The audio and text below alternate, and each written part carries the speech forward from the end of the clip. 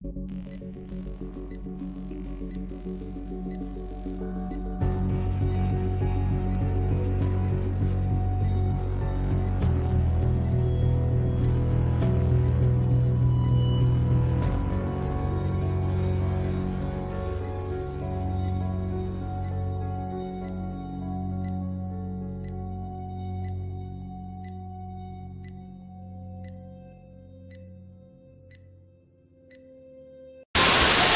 dear, I think I know what this is. You see, Stan, as you get older, things that you used to like start looking and sounding like shit. And things that seemed shitty as a child don't seem as shitty. With you, somehow the wires have gotten crossed and everything looks and sounds like shit to you. It's a condition called being a cynical asshole. Oh no. Yes. And there's no known cure, I'm afraid. Everything just seems shitty and everyone starts to seem shitty and everything they say just starts... It stinks. It stinks. It stinks. Yes, Mr. Sherman, everything stinks. Welcome. Whiny West Coast douchebags! What the fuck is wrong with the West Coast? Oh, nothing. I love it here. Everyone's so numbed by the sun that if you use a 3-syllable word, they think you're a professor. Man, fuck you. Yeah, fuck you, you high and mighty weasel! Alright. He's fat! Look on me. It's a culture in decline. Must everything be boring and sad? To fear and respect that escalator. Let me out! I want out! I'm about to bust. Oh, I'm sorry. I thought this was the bathroom. Oh, good Lord! As you can see, we have dealt with the betrayer, Lucien LeChance. No longer will you serve as his puppet. Hey! No! Stop! Just calm down! Don't do it!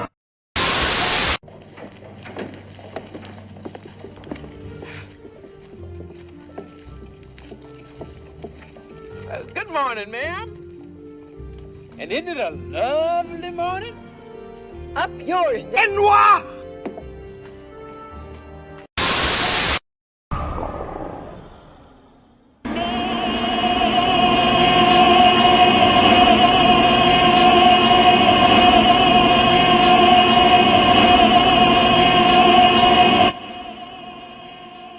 Yep. Mm-hmm.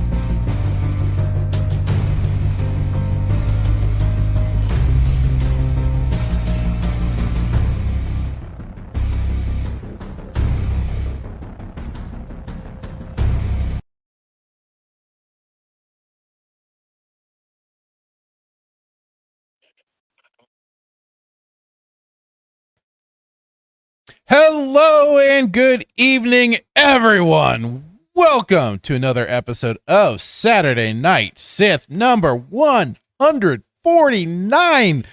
Woo! Almost to that 150 mark. Let's go. So pumped.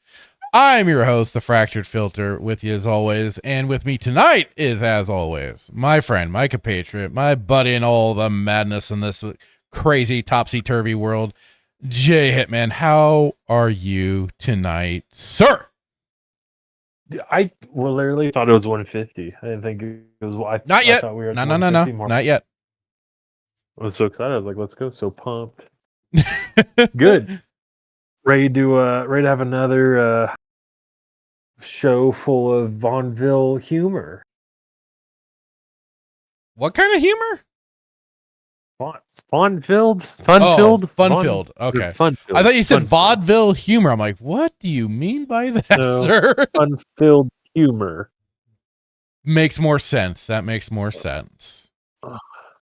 And I promise you, we're not going to talk about anything stupid related. Wow, we can't. I'm not going to bring up any anything that we had talked prior to the show. I don't want to talk about. So like going forward, it's just going to be the show is just going to be just positive, fun. No more stupidity. Yeah. Well, because there I've you spent have all it. week trying to get my blood pressure under Down. control. Yeah. Oh Lord. Dear Lord. It is so much better though. Like when you came out and you said like we're just gonna do our own thing. We're not gonna like kind of like do the whole. Not necessarily. I don't want to say copycat because that makes whatever. Yeah, that you know, energy guy. it kind of it feels like that though. Like especially when you come around on the whole streaming scene, so to speak. At certain points of time, everybody starts thinking, "Oh, you're just copying this, that," you know. Which people all take inspiration from each other in some regards, but otherwise, I think we kind of we're always and I don't have to, looking to change. And I mean, I'd like to think that we certainly separate ourselves with the setup that I've tried to cook up here for us with the whole little newsroom idea and everything. So yeah. And we don't have to research anything. We don't have to like go. We don't have to be like the whatever stupid people like to like eat. Like we don't have to like go out with a fishing pole on Twitter and try to catch all this stupid stuff that's going on. Well, and because most of the time, like this stupidity would just come to our front door. But well, it really is too. Just about us talking about whatever the hell we want. Yeah. Well, you know what? Thank you very much, Star Wars Marvel Purist. He says, you guys are original. There are a lot of parrots out there, though. There are, without a doubt. But thank you. That does mean a lot. I appreciate it, man. We do what we can around here. Compliment. It's one of the highest compliments I think you could get. Absolutely. I appreciate that. Like I said, because like it is, I won't lie, like doing the whole kind of clips at the beginning, a lot of people do that. I saw like, Yellow Flash do that and stuff. That's kind of where I got the idea of, oh, hey, it'd be kind of funny to put up my favorite clips and everything too for the kind of roll up to the pre-show and then have the intro. And then I've just now really finagled it to a way I like it. And I'd like to think separates us from everybody else too. And especially opening it up then with going into the Mystery Science Theater thing, whenever they would go running into the theater, it opens with that. So putting our own spin on things is always, you get there eventually. Like certain things do feel a bit parrot like. I won't say I'm ever above, but it takes time. Everybody tries to figure out what works best for them, and they put their own little bits of their personality or just their own favorite stuff. And I'll always praise Mystery Science Theater 3000. It's always been one of my favorite shows for the longest damn time since God, I can't even remember now. But I love injecting it into the clips now and then using it as part of the intro. So yeah, I think we have a pretty original like intro theme, and I'm biased, but I think we have the best outro. that outro is peak. I'm so glad I found that. I don't remember how or where, but I'm so glad I found that. It can never like we have to stand on tradition. 149 episodes. This outro cannot change. I mean, like you say, at this point, we've had it for so long. It has to stay. Absolutely. Like heck no, it won't go. Absolutely. Let's say hi to the chat really quick here. We had first in Melissa Lord saying, hey, Fractured Filter. Hello, Melissa. Hope you're doing well today. As well as Briscoe 1234. And then finally, realized that the Stream Ninja was not kicking in, so I did get it. So now it's popping up, and then Star Wars Marvel Purist was in with the Carly King is #triggered Big Mad and Star Wars Meltdown. I've been seeing a little of that. Apparently, you got a strike, sir. Was it, or was that? Yeah, that was you, right? So you get a little strike for doing some commentary on somebody else's video. You gotta love when people decide to get real pissy like that. But it just you probably hit too close to home. That's what always comes down to. They get really pissy when you start hitting a little too close to home. So hopefully you can get that appealed, man, because that is some BS. The whole strike trolls are probably some of the worst on YouTube. And then he says, witness the Twitter meltdown in real time. So it's spread to Twitter now, huh? Okay, nice. Hello, Dan Blackred. How's it going, sir? He says, why are there no Thunderbolt clips in the intro? You're right. I need to do better, and I will try and really cook something up good for 150. Okay. I'll try to do better. So there might be something next week for you, Dan Blackred. We'll see. We'll see what happens. Okay. If you put Thunderbolts in there, you've got to put Fantastic Four in there. Well, Fantastic Four was better than Thunderbolts. I can't technically put in Fantastic Four because it has not hit a digital release of any kind yet. Wink, wink, it's nudge, on the nudge.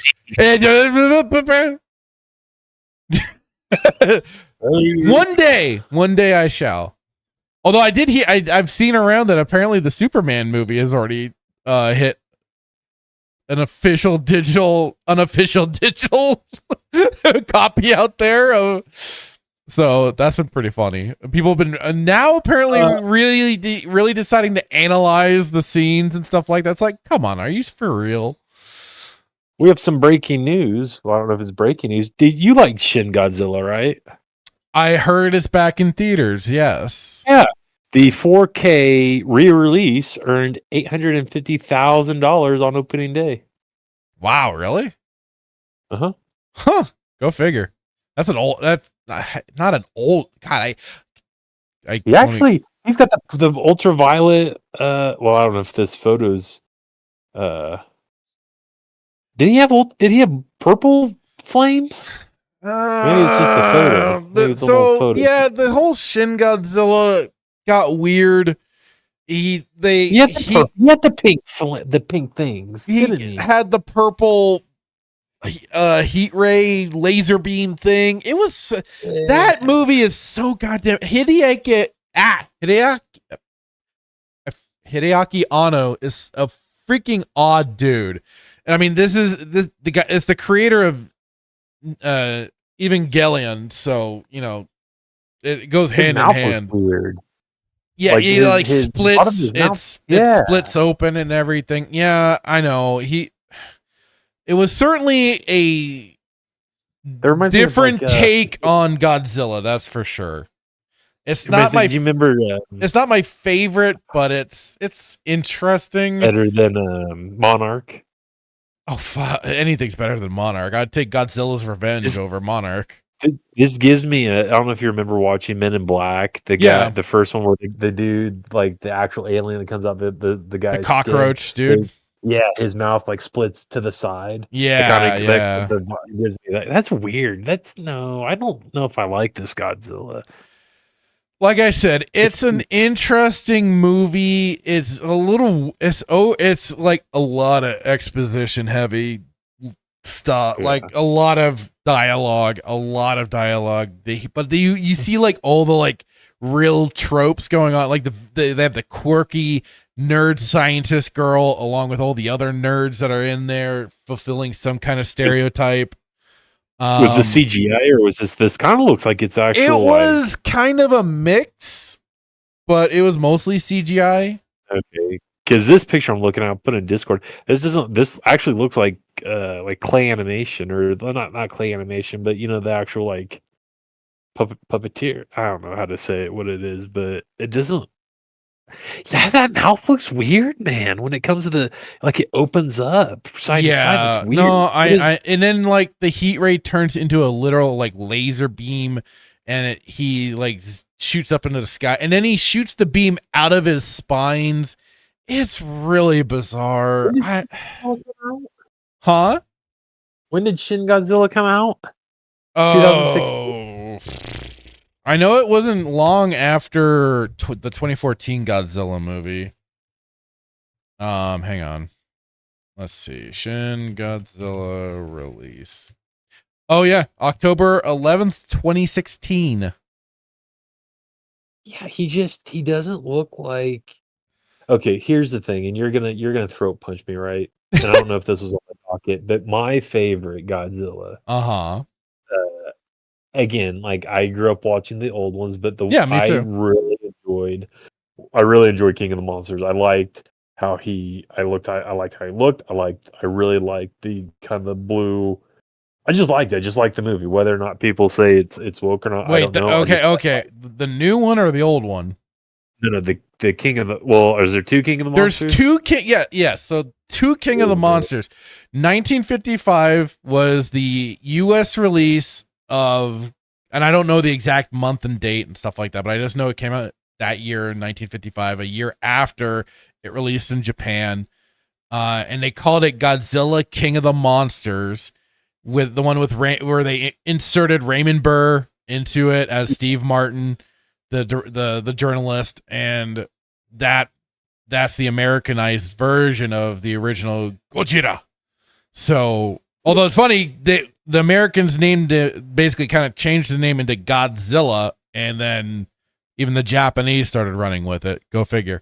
But yeah, so there's that one, and then then there's the what was it, 2017 with the guy who played Carrie. Oh no, what's his name? 2019 King of the Monsters. That was a year off. Like the Doctor.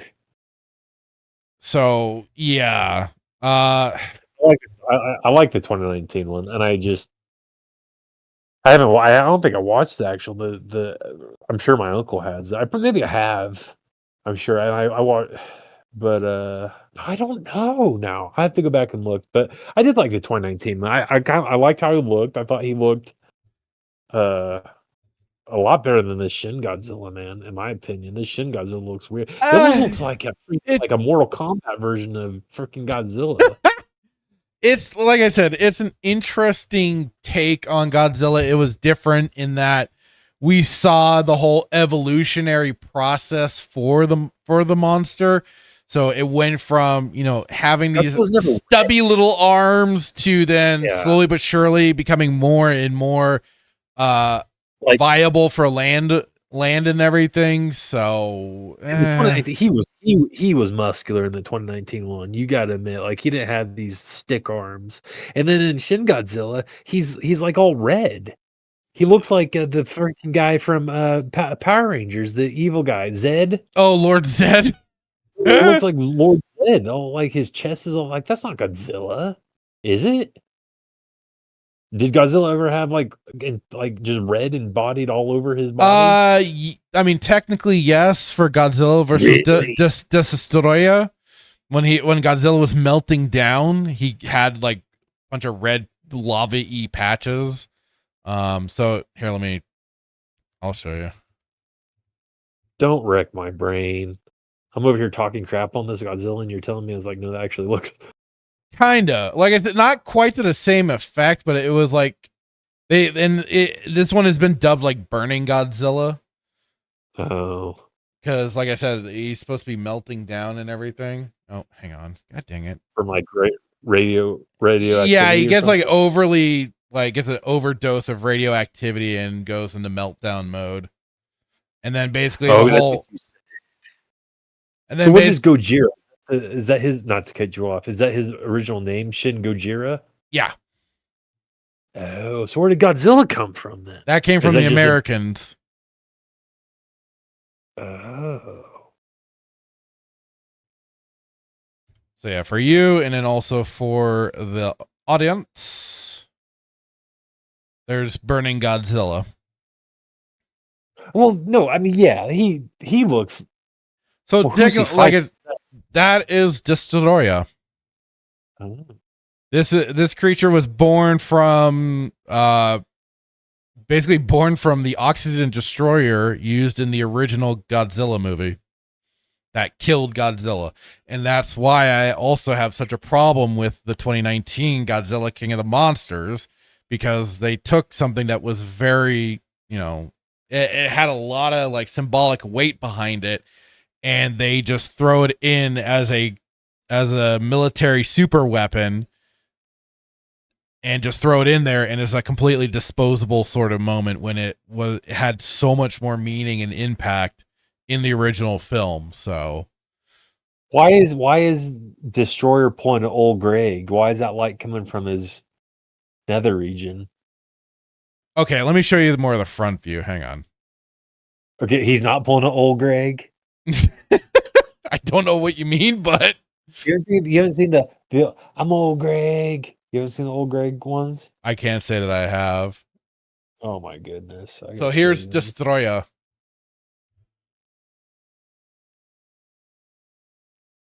You look like it's like a vampire.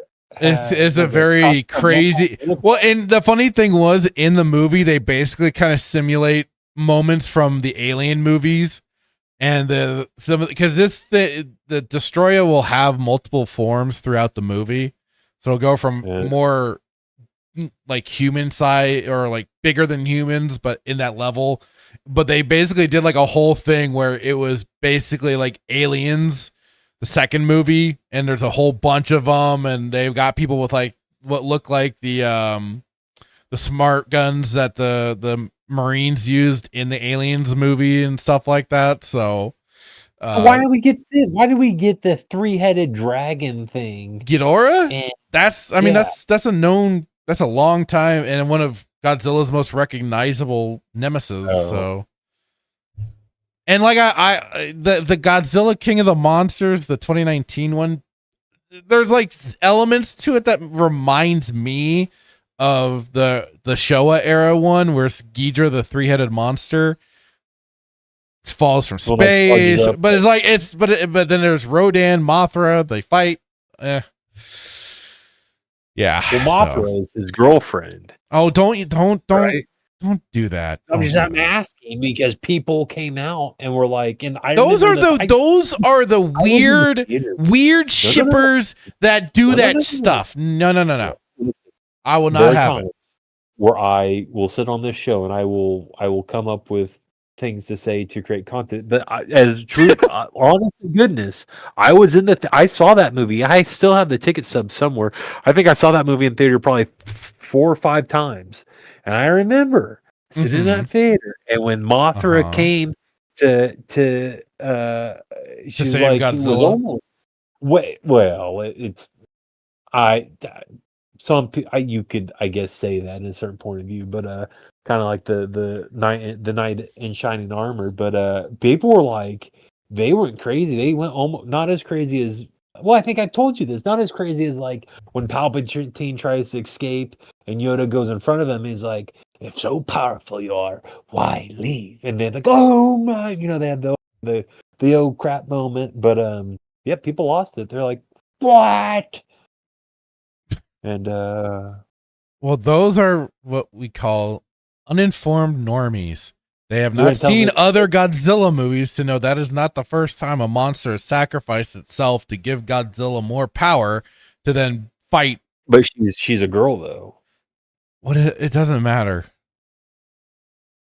It's not the first time that sort of event has happened, and there's nothing that. They're giant fucking monsters. Why do we have to? They have feelings. They have feelings. Godzilla.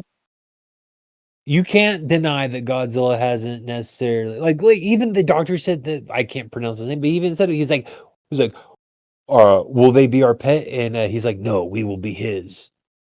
Well, he was kind of like the hero of the movie. He's like, listen, if anybody's gonna F these people up, it's gonna be me. So like, back off. Basically, like if I spoke Godzilla, that's pretty much what. Well, yeah, that Godzilla was becoming the whole. They were really ham-fistedly asserting that Godzilla's the king and Godzilla is the alpha. Yes. Listen, Muto or whatever they're trying to call him. I don't cry. All right. And if I did cry, that was it. It may have been. You shed a manly tear. Is that it? For respect for the big G. Well, the doctor said, going up and sacrificing himself. That was that was a very strong moment. Yes, I won't deny that. He's just. But it was unfortunate because he was the only good character in those goddamn movies, and they off him in the second one. Yeah, I don't like the dad and the mom were. They were throwaways in my book, and the mom was the mom was an idiot. The dude though, Charles, whatever was it, Charles Dance? Yeah, Charles Dance. I like him. The eco-terrorist. Yeah. He was an eco-terrorist. That was their whole point. That's very strong language. But it's true. That's he was basically going full Teddy K there. Listen, 149 episodes. You should realize that this is a kids show. You can't just go around calling somebody an eco-terrorist. That's what he was. I'm just being factual. I'm just being honest with what he was. Terrorist? How's he being eco-terrorist? Please inform the audience what an eco-terrorist. He basically stormed the Monarch base, killed people, all to then unleash Ghidorah on the Earth. You're confusing. Gladly so. Themselves. They equally had guns. They were going to a place they did not have any sort of clearance for or any sort of authorization to be at. They were not supposed to be there. They were intruding on a. How did we get into this? Because here's the thing. You can't. First of all, I don't know where you get clearance to get into that place. So like that, you can't use that argument. And two, what? Yeah. How are you gonna get where are you gonna get clearance from? They were Monarch. Did they work for Monarch? They were Monarch. Not them. And they were basically crew. And they had the stupid mom basically and daughter as basically hostages. No, they were. That was a bit before that was really revealed that the mom was it. Wait, or did they already reveal she was in on it? I'm trying to remember that movie now. And you're gonna say that she was blackmailed? No, she was also in on it. She wanted the whole. But she did. But the whole thing with her was that she just didn't apparently understand the world level destruction that Ghidorah was going to cause. Listen, I would just say this in conclusion. And then she got cold feet. That died had guns as well. So it's not like they came in and just wiped them all out. Without, it's like, like Top Gun, it's like, do not fire until fired upon. Well, they were fired upon first. And then they returned fire. God. How do you hate Charles? How do we even get on this? That's what I asked. Charles Dance an eco-terrorist. See, this is the problem when we can't see each other. The way I'm looking at it is like, how did you not? It's not an eco. How is it an eco-terrorist? It had nothing to do with the environment. You didn't pay attention to any of his little speeches and stuff that. All I did is Charles they gave his background and everything in the movie. They said what he was. When Charles Dance speaks, you listen. And I didn't hear any speech in that movie that indicated that he was an eco-terrorist. Was he a little? Did he have a little fervor?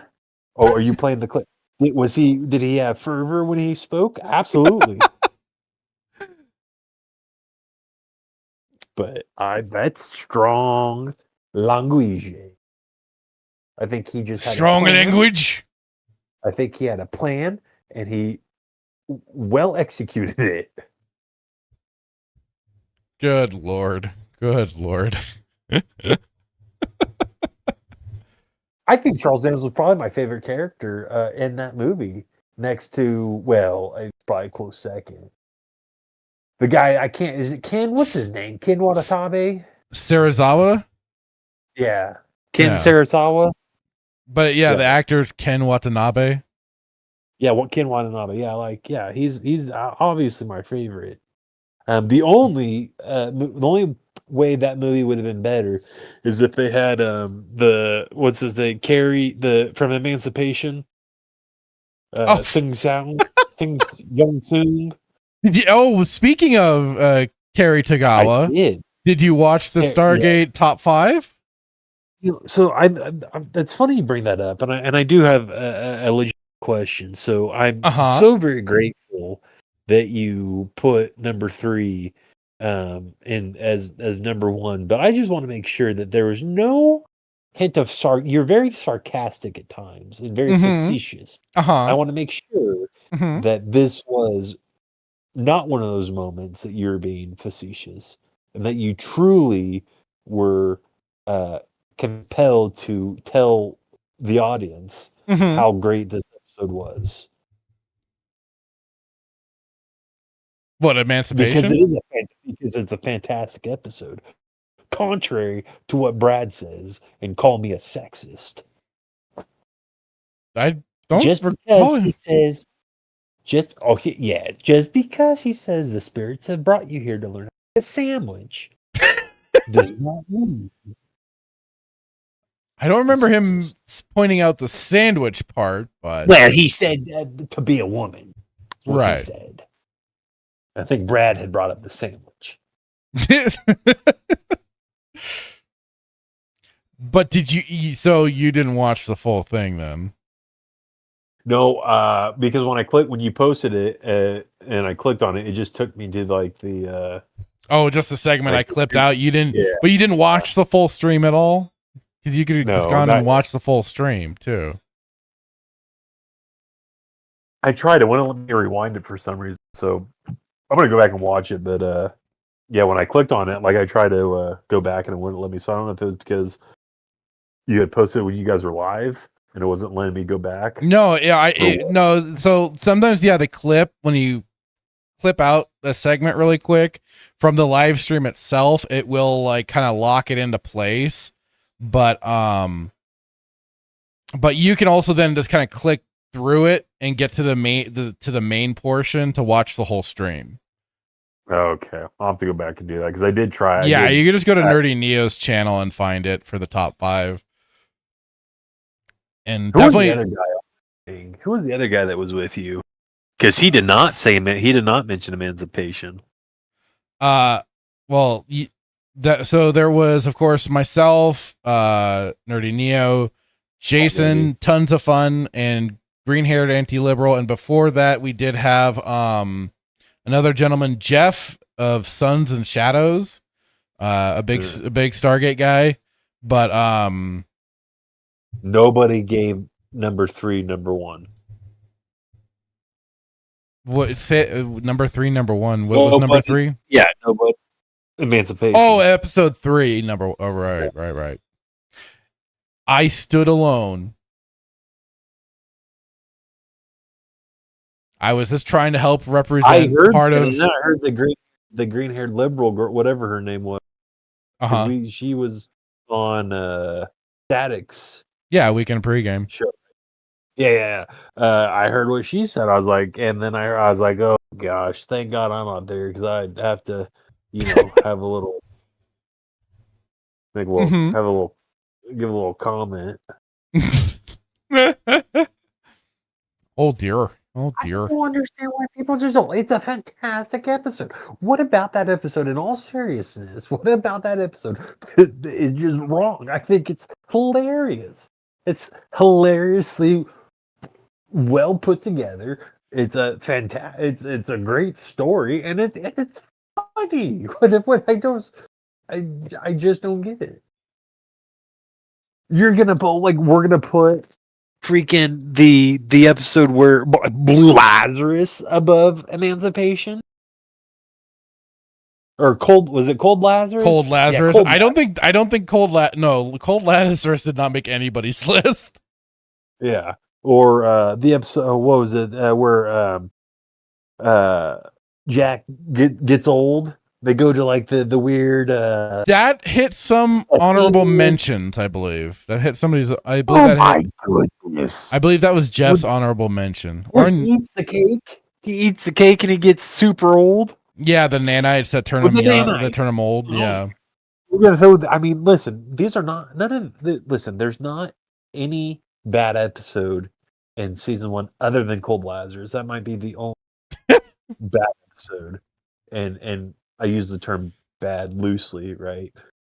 But to have your top 5, like, I guess here's my question really quick. Did you do this? Was this top 5 in just season 1 or top 5 of all time? Top 5 of all time for all of the Stargate episodes. It should have been up there. Emancipation should have been included in that, along with the Sokar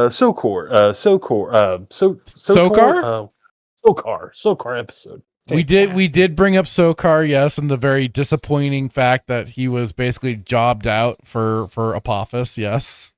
I'm so mad. Like, I haven't finished Stargate quite yet. How have you not finished SG1 yet? You watched ahead.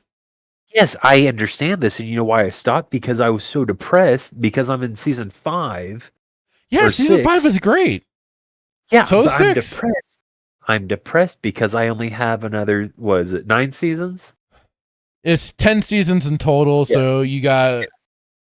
I'm depressed because 4 more to go. I'm coming towards the end of. Yeah, but then you have Stargate Atlantis to start watching. I can't do Atlantis because I watched the first episode inadvertently, and Daniel's there, but I thought Daniel, I don't even want to get in because it was just rumored that Daniel dies. Don't know if he did.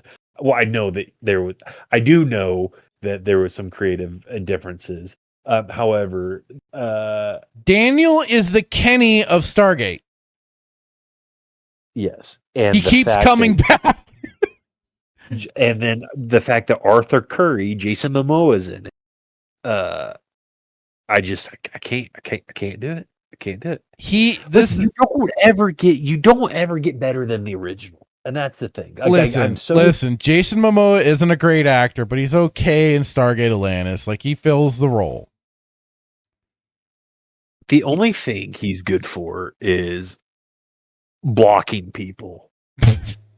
But no, like, Stargate Atlantis, I think, is just the GOAT. Like, I think it is probably equal to, if not a bit better than Stargate SG1.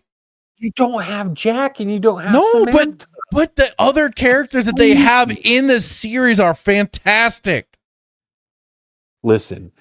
And they set themselves apart in a different way, and they bring out some great moments, and holy crap. We have to show our faces eventually, either because my face right now, like, the fact that you're telling me that because Hammond Bush is in this series, and the series is somewhat better or close to being better than SG1, like, you listen, Hammond Bush all the way.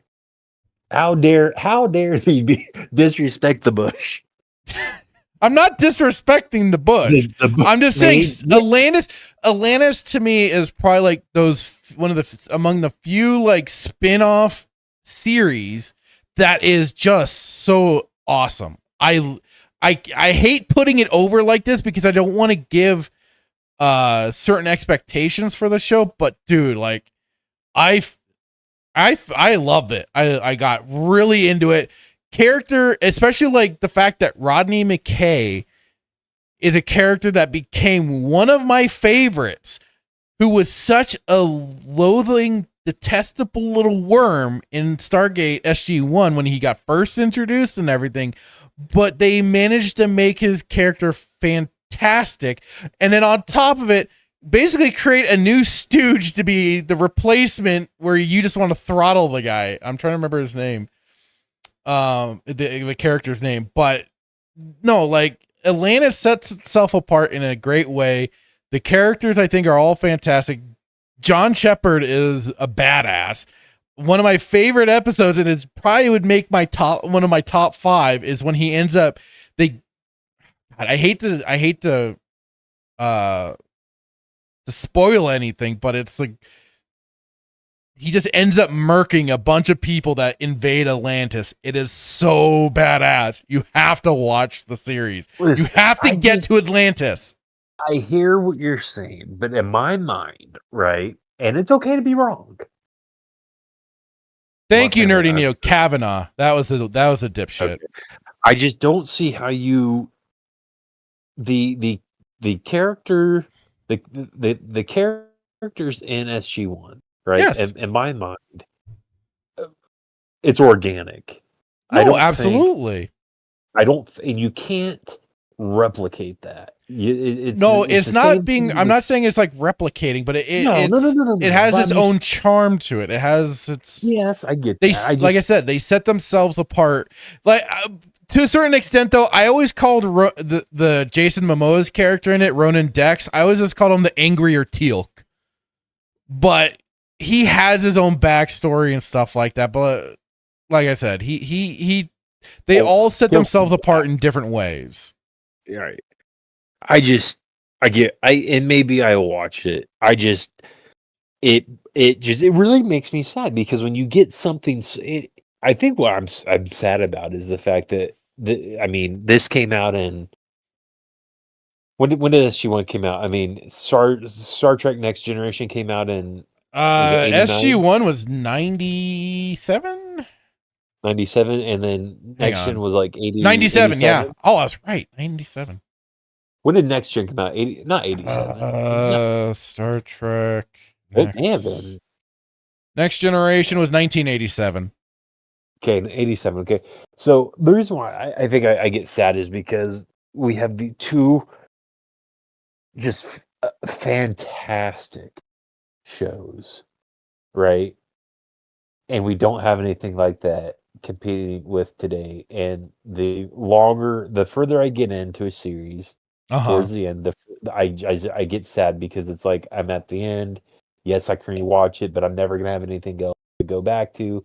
And SG-1 in my mind is just I hate saying the word peak, but I think it's the creme it's fantastic. It's I love it. And it's hard for me to think that anything up until season 6 could top that. So when somebody says, "Oh, like SG," and I don't mean this in any disrespectful capacity, but if someone tells me that SG or Atlantis tops SG-1, for me, mind, it does. No, yes, but I'm saying that's a big claim, right? Because you can't beat the Bush. And listen, I did not like the Bush. When I first watched the episode, I was like, I don't like it. I told you. I remember you the first few episodes when we were getting into Stargate and we were watching it on stream. You did not like Hammond. That's right. Ooh, I did not like Hammond Bush.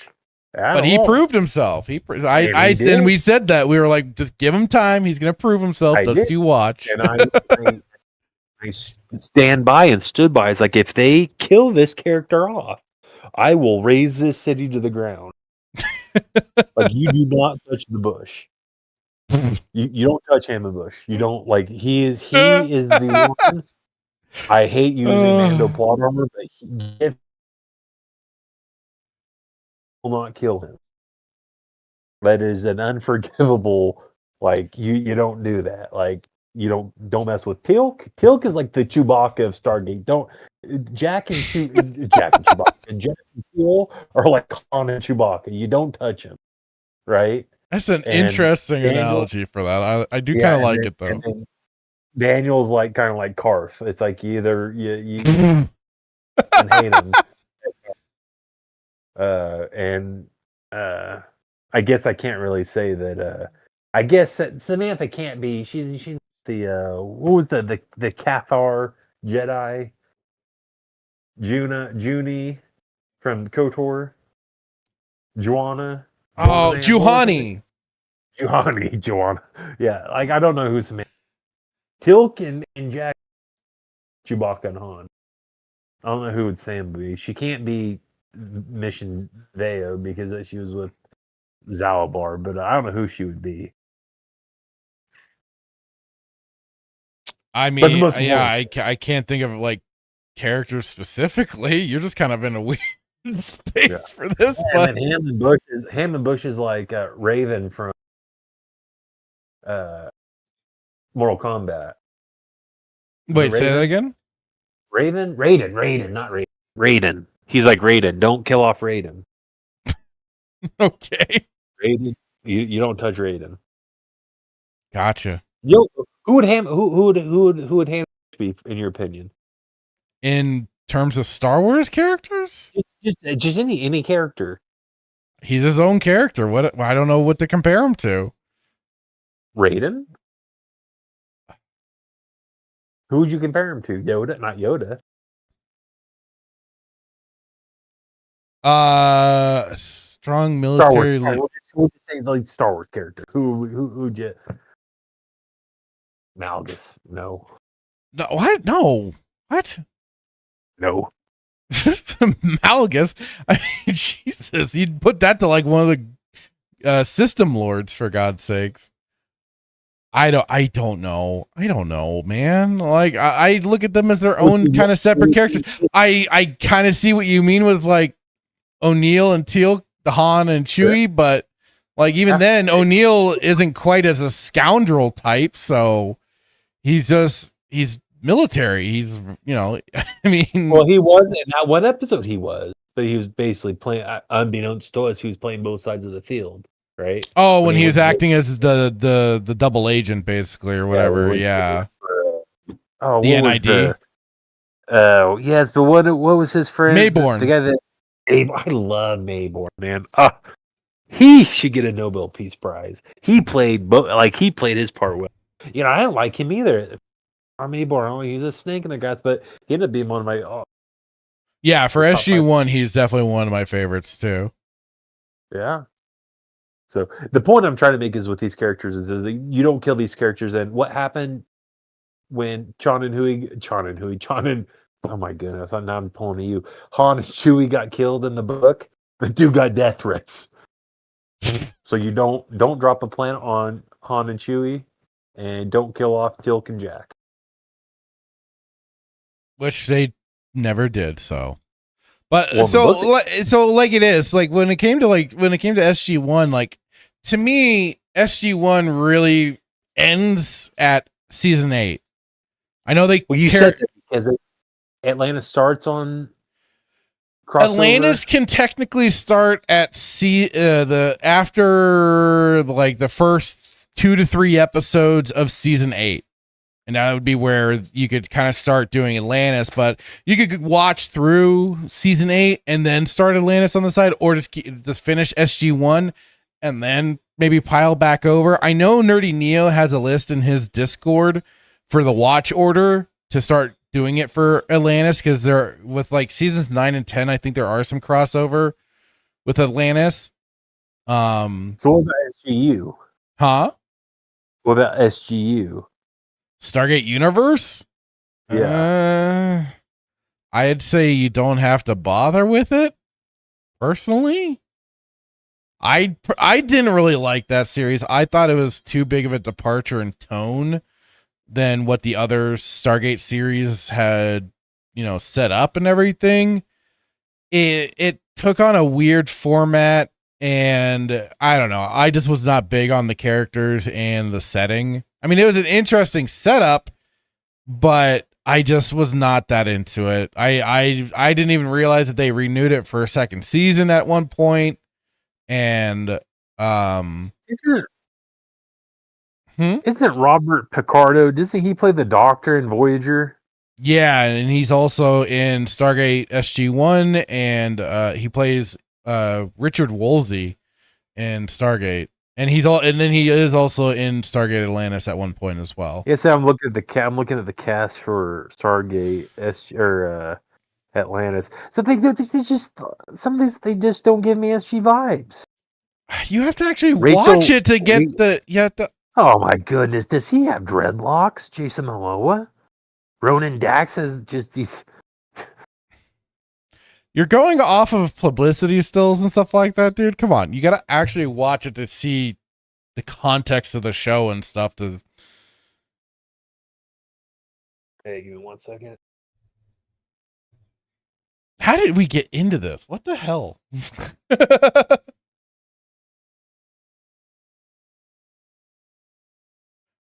Should I go to the... Oh, okay. He stepped away for a moment. I'm going to get to the chat really quick.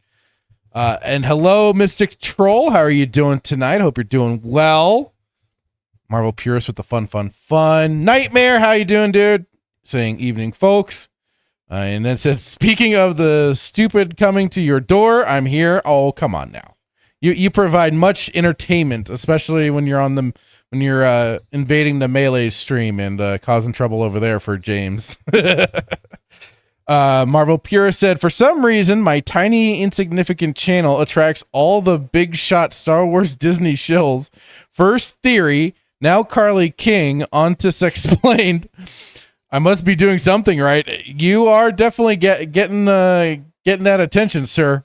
And hey, all the more eyes on the rest of your content too, where you're talking about good Star Wars lore, good Marvel lore, and all that. Hey, people will find a way.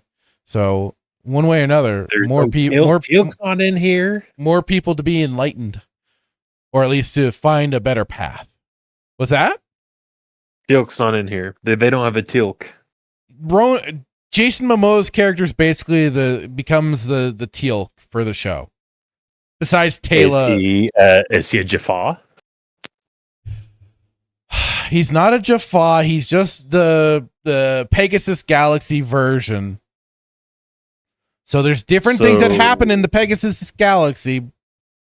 So they're not Goulds. No, there are not Goulds in the Pegasus Galaxy. There's a different enemy called the Wraith. How can you have Stargate without the Gould? Just trust me on this. The Wraith? The Wraith. The Wraith. The Wraith. Because so as you're going to go along, especially with Stargate SG-1, it basically gets fleshed out even further with the whole ancients and the fact that they keep leaving shit behind that they created and didn't clean up themselves. There's a lot even more so in the Pegasus Galaxy, because even at the very start of things, what you find out is that they left Earth to the other galaxy when there was something specifically that happened on Earth, and I don't recall at the moment what it was, but it takes them to the Pegasus Galaxy, and then they continue to do their shenanigans there, and there's a lot of repercussions for that. And as you go along, you'll learn all of this information, and the Wraith are a part of that, because again, the ancients just couldn't help themselves. The only good actor, because as Timon just pointed out, remember, the Gould did not create the Stargates. They were not the gate builders. No, but you can listen. The Goa'uld is quintessential when it comes. Like, you think Stargate, and what do you think? The Goa'uld. The Gould, right? I don't think Stargate and think of like Ringwraiths from Lord of the Rings, and a horse galaxy, a Pegasus galaxy named after a horse. It's departing from SG-1 and creating new lore going on. That's all they're doing. Much like Star Trek with their iterations of different shows, they expanded on things in different ways. The only good much like how now we're learning with Deep Space Nine, we've got the whole Dominion thing that's starting to crop up now. Well, we don't know anything about it. Grok knows more about. We don't. You and I don't. But that's what I'm saying, though, is that with each kind of spin-off series and stuff like that, they're meant to add on and have something that sets itself apart a bit, without being too familiar to everything else, because even Next Generation was a departure from the original series in some regards. let me ask you this: do the wraiths come up in SG-1? Oh. No, because not in a big way, because when you get to seasons 9 and 10 of SG-1, I mean, the Goa'uld are basically eliminated anyways. The Goa'uld are gone for the most part, except for the Supreme System Lord Ball. He's still toiling around a bit, but they have a new threat called the Ori that gets introduced. Yeah. So, the Goa'uld are they basically kind of phase out for the most part. Yes, they're still kind of around causing some trouble here and there, but not in the ways that, with SG-1 through basically, the whole 8 seasons basically, they do kind of phase out. There then becomes like even the Lucian Alliance that you're going to get introduced to at some point that are messing with things. And then, like I said, the Ori make an appearance. And then, there's the thing is that the Wraith don't cross. So the big thing is that the SG team, like Stargate Command and everything, they're trying to basically ensure neither one's cross over into either galaxy. They don't want the Goa'uld getting over into the Pegasus galaxy, and they don't want the Wraith getting to Earth in that galaxy, in the Milky Way galaxy, because that basically means they have a very, very massive feeding supply. And you'll understand what I mean once you get to Atlantis. The Nox in Atlantis. The Nox are gone.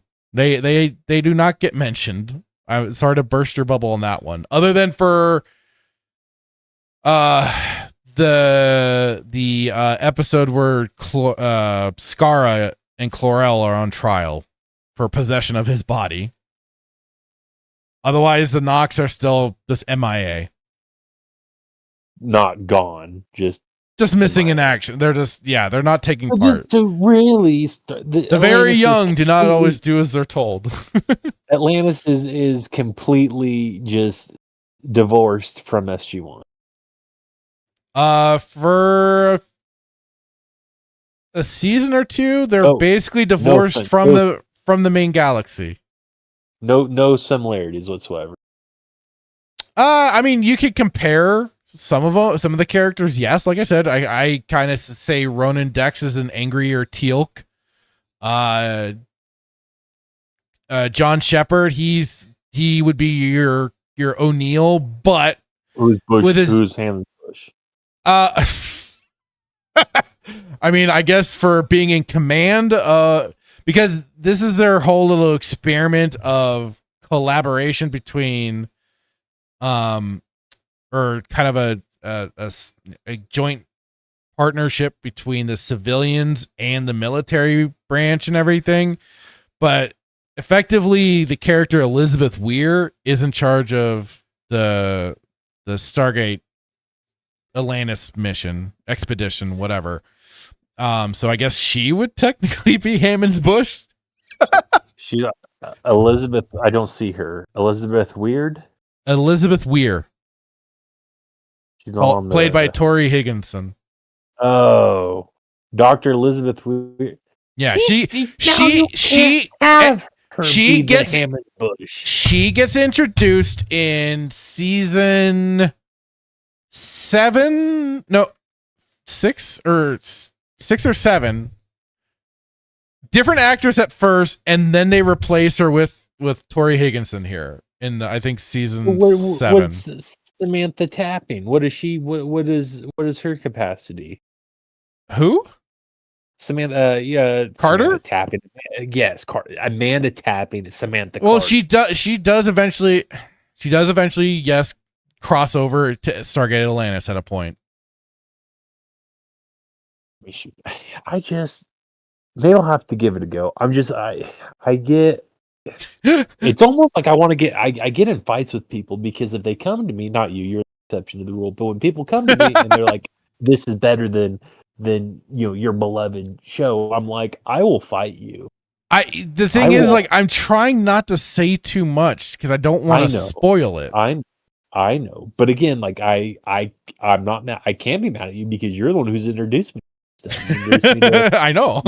You're a big proponent. Well, you are the one of the biggest proponents of me actually getting into Star Trek and the SG-1 because I told you for 100 and probably 20 some odd episodes of this show that like either like you could only like Star Wars or Star Trek. You couldn't do both. Right. And why you would I like remember. Star Trek, you have some type of brain issue. But somebody comes to me and says, no, it's better than SG-1. I'm like, those are fighting words. I like WCW Monday Night Nitro. Like I'm gonna like DDT off the top rope. I'm gonna diamond cut you. Oh God. So but yes, maybe I'll have to give it a go. As even do you have to watch? Do you have to finish one? Do you have to finish one to watch the other again?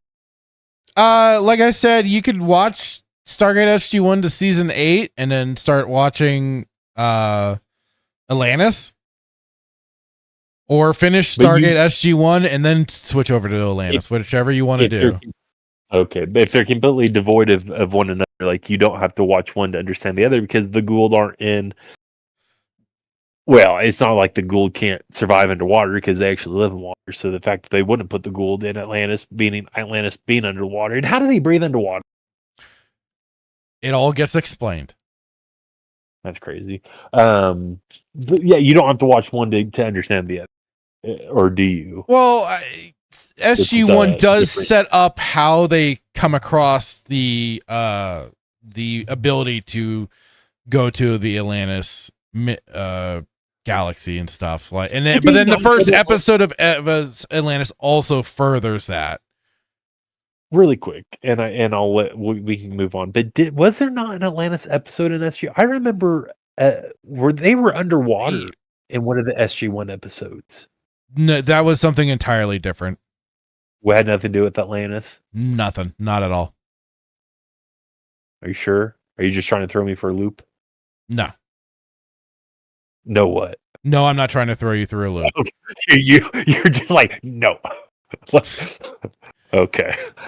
I'll give it a go.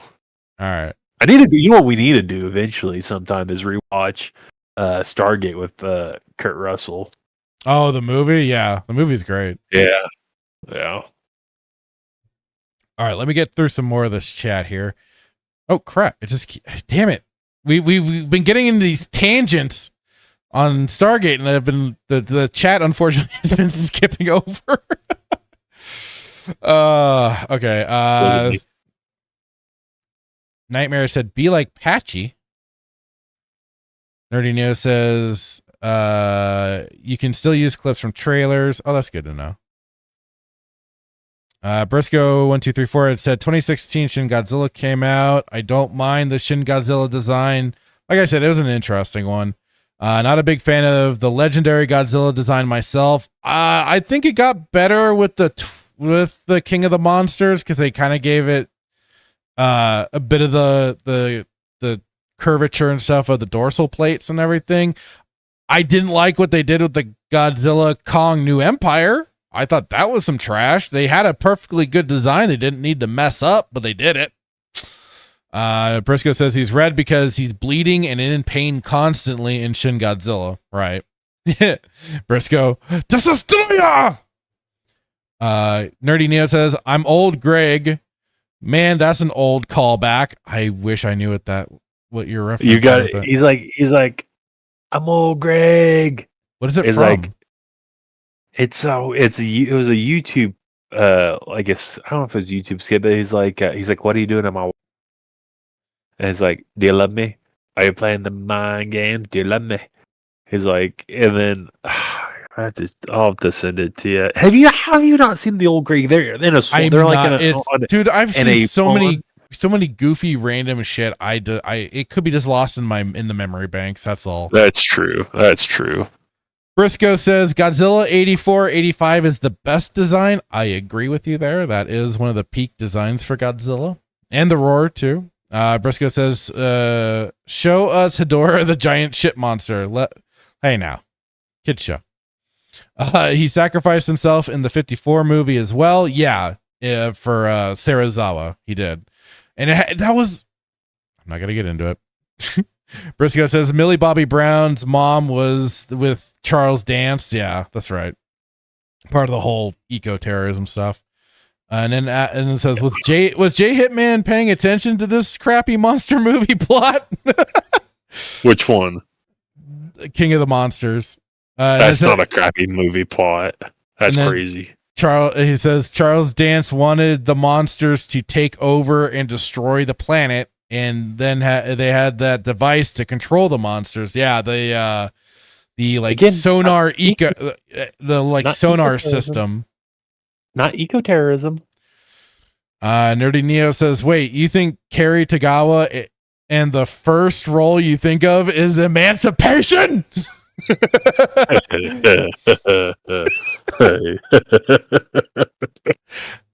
I know, right? That's the first thing Hitman thinks of, and he thinks of Emancipation. Oh God. Do you not? Like, what do you think of? Well, me personally, I'll always think of him as Shang Tsung in Mortal Kombat. No, man. I guess that, it's. He was also in. Oh God, it was Dolph Lundgren and Jason. I don't know if Jason Lee, Brandon Lee, Bruce Lee's son. He was in that movie as a basically a Yakuza boss sort of thing. I gotta watch that. I gotta find that movie again. That movie was badass, as I recall. The reason why I laugh is because, genuinely laugh is because I think anytime I think of him, I think of Emancipation, but I have to use, when I talk to other people like you or Brad, I have to use he was the guy in Mortal Kombat. So you guys know him as Young Soon, whatever his name is in Mortal Kombat, but I know him as Emancipation. Nerdy Neo says, I have top 5 times time stamped. Very nice. Oh, that's good. Nice.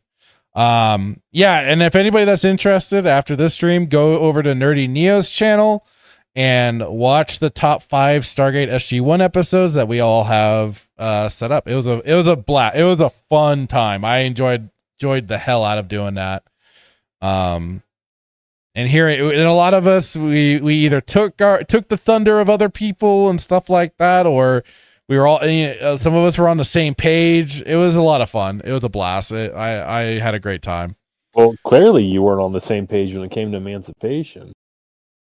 Indeed. Briscoe says Jay Hitman's homework for the next week is to watch all the Godzilla movies. There's only like 40 of them. Star Wars Marvel Pure says, I watched that stream. Jeff is a good dude. Hashtag Suns and Shadows. Yes. Yeah, he was knowledgeable. He was a lot of fun. Wonder if I'll get to talk more Stargate with the guy sometime. It'd be pretty fun. Dan Blackroyd says Wormhole Extreme is easily the best episode. I think that made Jeff's list. No, I think it made a lot of our honorable mentions. I'm trying to remember. Go get when you get the chance, watch it. It was I know we talked about Wormhole Extreme, that's for sure. Nerdy Neo says 100 days. 100 days. Jack gets old. And the SOCAR episodes were both in my honorable mentions. Yeah, same here. Like I said, it was so bogus that they jobbed him out. Dan Blackroyd says, stop watching SG-1 at the end of season 8. Nerdy Neo says, he laughs and says, I made the same joke that Daniel is the Kenny of Stargate. Yeah, he is. Because I think we talked about that too with the because we were talking about the Furlings and we were mentioning the What Fate Amaroka. I forgot the name of that episode, but we brought that up, and then that was the beginning of, oh my god, they killed Daniel. You bastards. That's a fantastic episode. Nerdy Amaroka. Nerdy Neo says you have to watch Atlantis. It's fantastic. It's as good as SG-1. Dan Blackroyd says season 5 is great. Wormhole Extreme is everything you need. It's great. It's like it's emphasizing a lot of the some of the characteristics of the SG-1 team in a hilarious fashion. Just very exaggerated, of course, and some tweaked in different ways. And then they break the fourth wall a bit at the end when they're some of the actors and whatever talking about playing these characters and who's betrayed them and everything like that. Because the guy that's basically the Daniel Jackson stand-in mentions James Spader, and then of course Michael Shanks, who plays Daniel now and everything. So, and then Dan Blackroyd says, "Embrace the bush, accept it as your own." Nerdy Neo says, "Replicate." Good choice of words. And then says, "I finished Atlantis the other night, and Kavanaugh appeared again in the finale." Yeah, he sticks around. I mean, he's a good punching bag, that's for sure. And then pointed out TNG was 87. Says that's funny because Shepard calls Ronan Chewie a bunch of times. That's true, he does. Shepard does call Ronan really? Chewie. Yeah, he calls him Chewie. I had no idea. Yeah, he's kind of like O'Neill kind of references old sci-fi and stuff like that, but also like heavily The Simpsons because that's part of Richard Dean Anderson's favorite stuff in real life. So he carries that around especially in the later seasons and stuff. But yeah, with Shepard, he will use a lot of those pop culture references and stuff like that. Well, don't forget, it was like the second episode. No, maybe the first episode where they're like, Samantha Carter's like, I did MacGyver it after 2 years. Yeah. Or you got it. Yeah. And they kind of give them so they kind of give some looks. Yeah. Nerdy Neo said, I mentioned that episode where Jack goes rogue. Yep, that's a great one. And then said, Han didn't die, Chewie did. That's right. Chewie died. Chewie bit the dust. And hello, Jordan Star Wars. How are you doing? Nerdy Neo says, I wasn't a huge fan of SGU. You can skip it. Agreed. And hey, Blackpill Timon, how's it going, sir? Hope you're doing well. Even Nerdy Neo was shouting, just watch Atlantis, Hitman. Nerdy Neo says, hey, said Wraith, not ring wraiths. The term wraith didn't originate from Lord of the Rings. Timon says the wraiths are worse than the Gould. Yeah, they're a bit. They do put them over as a massive threat, and because of the different galaxy, and it also said just freaking watch it. Timon says the Lucian Alliance are lame. Yeah, they tried to make them more of a thing, if I recall, in Stargate Universe. Let's see. Timon said the Nox is like Wakanda. Weir does not have a bush. He's more modern. Here's the just watch it for fuck's sake. Dan Blackroyd says, so is this the also stuff and things segment? I guess it is now. Yeah. Like I knew we were going to get into some tangent territory. I just wasn't sure what it was going to be. Hey. Tangent's not a bad thing. I didn't say it was a bad thing. I'm just saying we get into tangent territory sometimes, and that's the whole flair of all this. I mean, stuff and things and stuff. Timon said they do interconnect at some point. They do. SG-1 and Atlantis aired concurrently. It's recommended to watch them concurrently as well. You can. I'm of the mind like you can, you don't have to, but it does help. Nerdy Neo says there is stuff that happens in one that affects the other. Like I said, I can get that list for you, Hitman, from Neo's Discord. I'll send that to you. So if you want to like get the watch order for that, you can.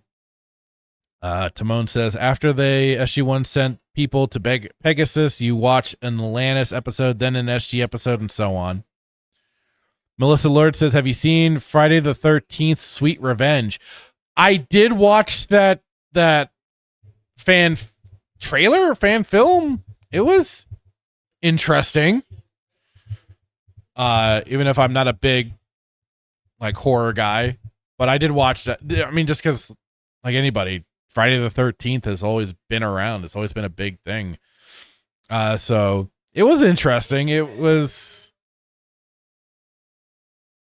yeah, that's all I can say. Melissa Lure says, and I heard they're doing a Last Ronin live action movie. I'm torn because that's a good story, but it won't be better than TMNT 1990. I do have something about TMNT 90. But I've seen some running arounds about that of the Last Ronin live action movie. I agree. It's a really, the problem is though that they've already sequelized the story. They've already done a second book, which I'm like, why do you have to do that? You don't. Just leave it one contained story and leave it at that. But unfortunately, they always have to franchise shit and everything. But you're not going to surpass the original Turtles movie. Briscoe says Kerry Tagawa's best role is in Sean Connery and Wesley Snipes' movie Rising Sun, a very underrated movie. Okay, I'll have to keep that in mind. I'll have to check it out. Dan Blackbird says, is the head of the pirates in the Phantom? Huh? Timon says he was in the Sing pirate leader in the Phantom.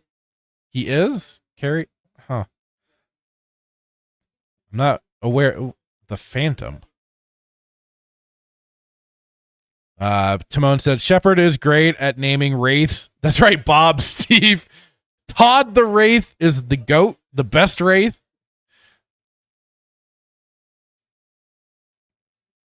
Marvel Pure says he saw it. Let's see here. We're almost caught up. Here we go. Really? Melissa, hang on. Melissa Lord says Sweet Revenge is not a fan film. It's official Jason universe. It's real. Really? I thought when I saw it was a fan film. Huh. Interesting. It took on an interesting element towards the end, that's for sure.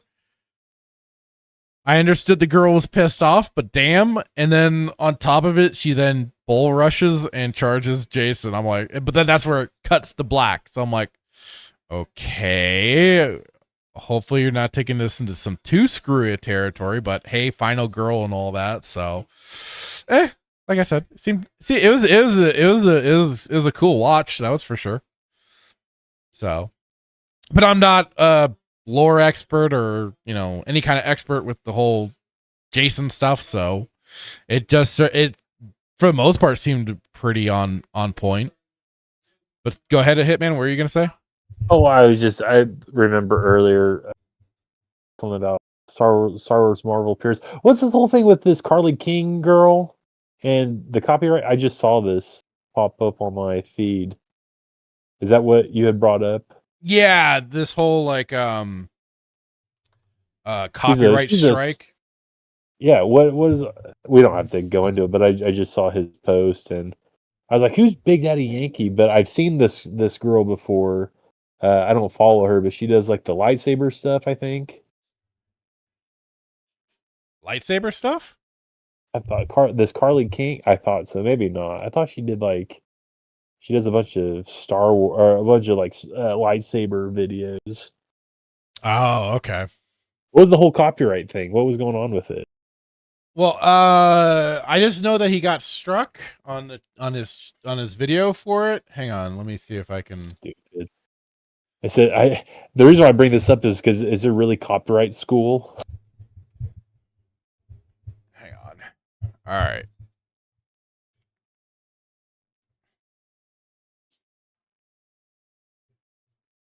All right. So, let me share it in Discord for you. Just so you can see it. So then for yeah, this is what popped up on my. So yeah, Star Wars Marvel Purist over on X said, like all SJW Disney shills, Star Wars creators, this big Carly King. Okay, so this Carly King is that's an interesting handle though. Big Daddy Yankee. Yeah. Is this another catfish situation? Well, she's a Catfish Katarn. yeah. Carly King is a coward who can't stand any criticism and is anti-free speech. At least real Star Wars theory doesn't go around copyright striking people. My stream was transformative and much more entertaining than Carly's interview. So yeah, as you can then see here with the image, it's got a copyright strikes, one copyright on Carly King and Star Wars Theory. John Boyega. Oh, so they tried using the John Boyega talk Star Wars sequence, something like that.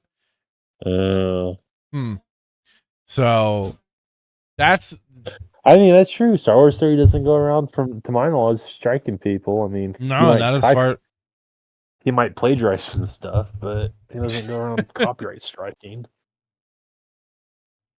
That's so stupid. No, it really is. How do you copy, like, you've watched Star Wars his Marvel Pure stuff, and so I don't understand the whole copyright thing. What did he copyright? Nothing. So he was just reacting to somebody else's stuff, and that's all. Sometimes that's all it takes for some of these people, and they can try and copyright their own stuff. Is this AI doing it, or is this a person hit him with a strike? I don't see anything about, at least from the screenshot that he posted. If he's still in the chat, he can maybe explain. Well, of course, this girl's. But I'm not seeing anything about. Yeah. Okay, so she is a shield then, because she's standing here with freaking the girl. Oh, is she the one in the picture with Filoni and all of them? Yeah. I remember that. Leslie Headland. Terrible. Oh yeah, during the Acolyte stuff. Go back to the fiery chasm whence you came. Ugh, gosh. Yeah. Whatever. Yeah, it's so how do you get rid of a strike? What does that mean? Like, what is a copy? What is I don't know. Because a strike is something that can be more permanent on your channel than just like a copyright notice, like Brad has mentioned and I have mentioned what we've gotten for playing certain content. Does that like affect you getting monetized or something? Well, it's certainly for the video that it's on, and then for your account as a whole, it can have some effects. So like it says, one copyright strike, we received a copyright removal request for your video based on applicable copyright oops, wrong one. Copyright law, and we removed your video from YouTube. So that's to say they then removed his video on top of it from publication, basically. And as a result, your video was removed from YouTube. Channel received a strike. If you get 3 copyright strikes, your channel, along with any associated channels, will be subject to removal. So he's going to have to, it says what you can do nothing. Strikes expire after 90 days as long as you complete copyright school. Request retraction. So basically you have to like go to, oh God, I forgot what you'd call it, but then, yeah, so then he can submit counter notification, and then also, or deleting the video will not remove the strike. So that is some of what he's having to deal with that one. Does this happen on Rumble? No, Rumble does not presently have any stuff like that yet. But I foresee them. I foresee them implementing stuff like this eventually, because they are going to get big enough to where they are going to want more sponsors and stuff like that, and eventually they're going to start. And they already have a really shitty system for their chat and stuff like that. It's very censored by default. Really? Yes, I myself, Static, and both Melee, James, and Kay, we've all tested out the Rumble chat, saying all the foulest words and see what can actually be said and can't be said. Of all the silly things, it's the most mundane. That is that there are some words on there that are just censored for that, and it's just ridiculous. So, yeah, it's a shit show with Rumble at times. They do some good, but they can just be such a pain in the ass. it really just makes it to, and this sucks because it's like when you're I mean, you're YouTube, you're a monopoly, and so it's like you can do this, but it's like it really sucks because it's like you have to almost play by their rules. Like they break your kneecaps, right? To where like if they strike you, then you either have to do their school or do. It's like win, and they're becking. But you can't like from my understanding, YouTube is the biggest platform as far as monetization goes. If you want to be, monetized, like I'm sure you could be probably monetized on Rumble, but like YouTube's like. Is it not the biggest, unless you do Patreon, but that's hard because people obviously pay for that. I don't think they have a non-subscription base pay, or Patreon's just straight pay. Like you pay to be on somebody's. So yeah, with Patreon, you can set up different tiers, much like YouTube memberships and stuff like that. And you can have content that is technically free to see, but also there's mainly the intent of it is to have stuff that is behind a paywall and to incentivize people to pay a fee and be able to see a lot of other content that is behind that paywall that is exclusive to people on Patreon. Yeah. So okay, Marvel Purist here is saying her and all her simps are still melting down on Twitter right now as we speak. Big old smiley face there. And then it says she's a shill elite. She got access to Filoni with the Sexplained and Ku Klux Katarn. She also has been landing interviews with John Boyega, the Clea chick from Andor, etc. And it says, and makes again the point that all of his content is transformative. So, so that's what that Boyega is. Her interviewing him, and then Marvel Purist is of course reacting to it and providing commentary to it. Therefore, transforming it into something extra. So it's not copyright. Well, that's just it. But because some of these people are so embedded into the YouTube system too, that they can sometimes get those little special perks going. So she is a Star turbo Wars shill, fan. Yeah. Interesting. Well, that sucks, and it just makes you really not want to be on YouTube. But again, they really put you between a rock and a hard place because it's like, where are you going to go? I mean, it's really just YouTube or Rumble right now, right? There's not really a third. Well, I mean, YouTube, Twitch, Rumble, Kick are probably the biggest ones for competitors right now. But YouTube's the biggest. But YouTube is pretty much the creme de la creme if you want to get noticed, if you want that. Does Mark Zuckerberg own freaking YouTube? I wouldn't be surprised. No, he owns through the whole Meta, Facebook, and Instagram. So how do you, not to spend all night on this, but how do you, so if you're, I don't have the wherewithal, and that's partially because if you go to my page, there's nothing, because one, I'm lazy.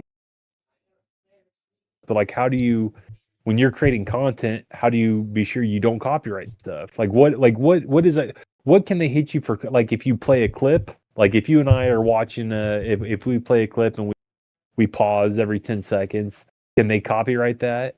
Because you're playing, like, what is copyright as far as like for a channel? Because that would be kind of like us watching Stargate SG-1. That would fall under copyright issues. Even though we're doing it through Discord. Even though we're doing it through Discord, but the problem is that you are then sharing audio or video of content that we do not technically own or have ownership of. But we pay for Amazon Prime, so therefore you can watch it for free on Amazon. So how's that copyright? Believe me. And so like on Twitch through your Amazon Prime and stuff like that, because Amazon owns Twitch, you can do watch parties a lot easier through Twitch. But when you're doing it on other platforms, it does make it a little more difficult to try and set that sort of thing up.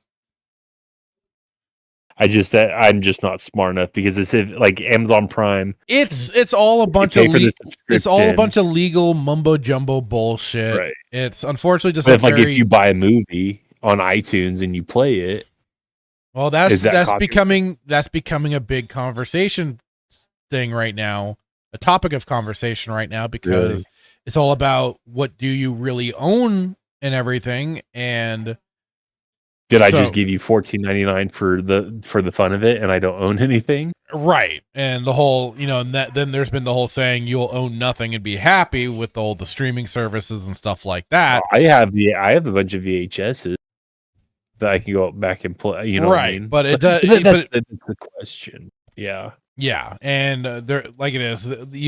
There's been like. You know what's interesting? Huh? You bring that up. You say you'll own nothing and like it. I wonder why. That's why a lot of companies are phasing out DVDs. Where we work, we don't have DVDs anymore. Right.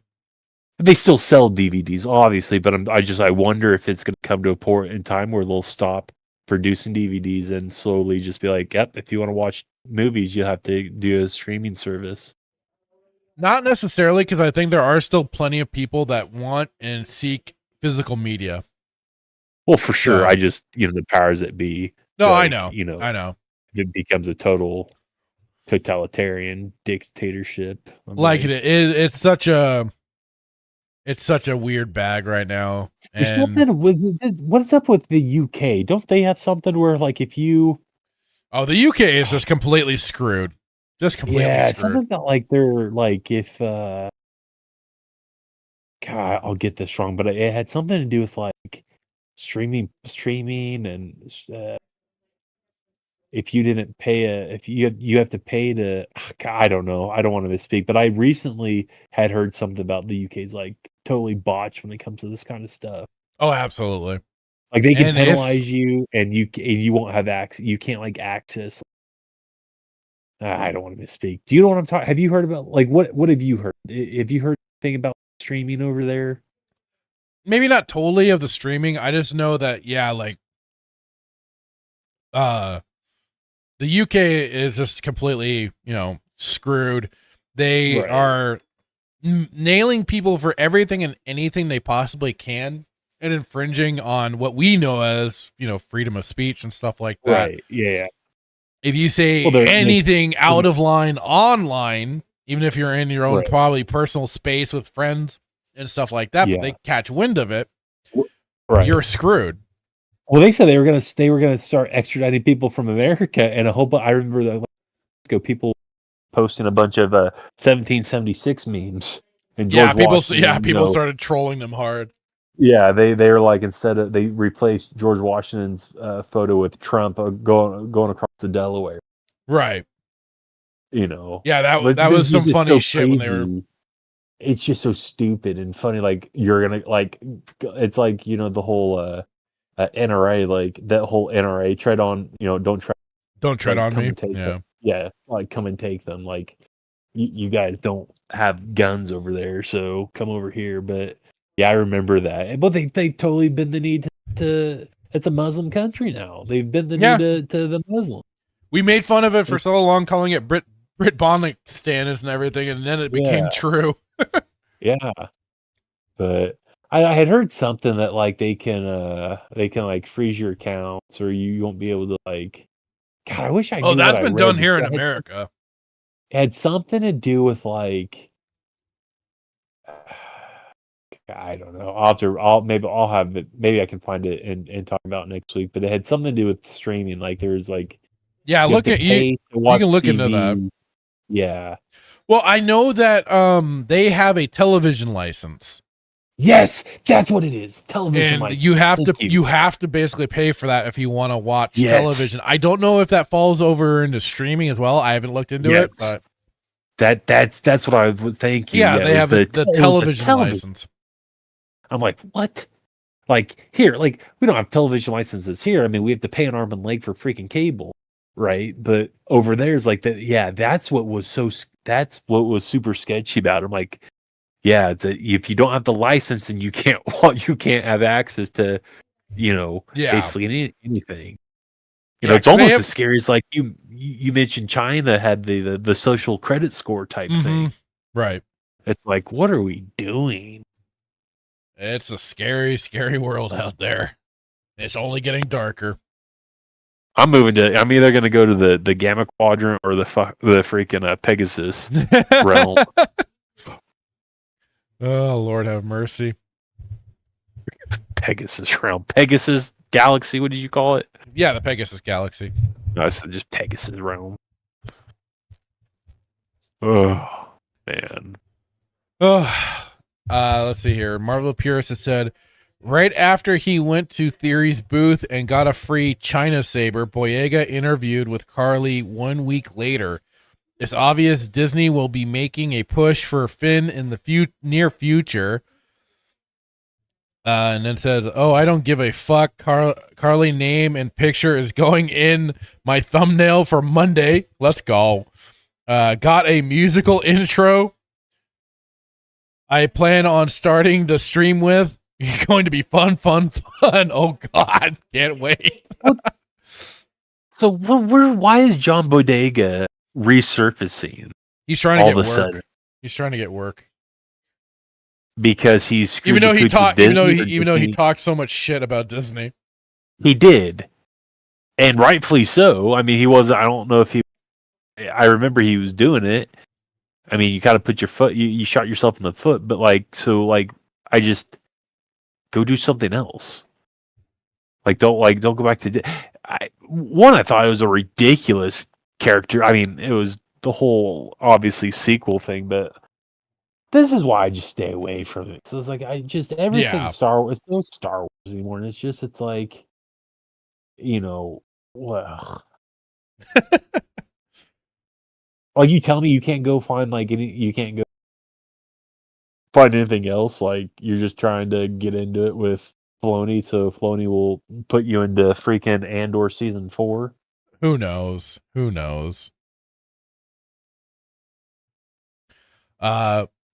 Melissa Lord has said they want that monthly fee. It's guaranteed money coming in every month, and it's for their government too.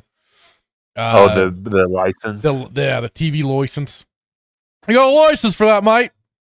You can do what Trump does and charge $1 million for every illegal that wants to come to this country. Oh, you basically buy your citizenship. They only get paid once for a DVD the old way. Now you have to pay every month. Yeah, for streaming and stuff like that. Nerdy Neo says, just like you can't buy a DVD, set up a projector in a park, and then charge people to come and watch the movie. So that's into the whole copyright stuff. Well, I bought the movie, though. It's my movie. But then you can't charge people to watch it with you. Don't call it charging, just call it donation. Oh boy! I mean, are there not loopholes around this? Like, I'm not charging them; it's just it's a donation. No, I've heard that though. I've gone to events where like, well, we can't charge you, but you can give a donation because it's not donation is it's not taxed. So like, no, it's a donation. Well, where's the money going to? My pocket. They're donating it. It's my pocket. Oh Lord. Does that not make sense? Like, just call it a donation.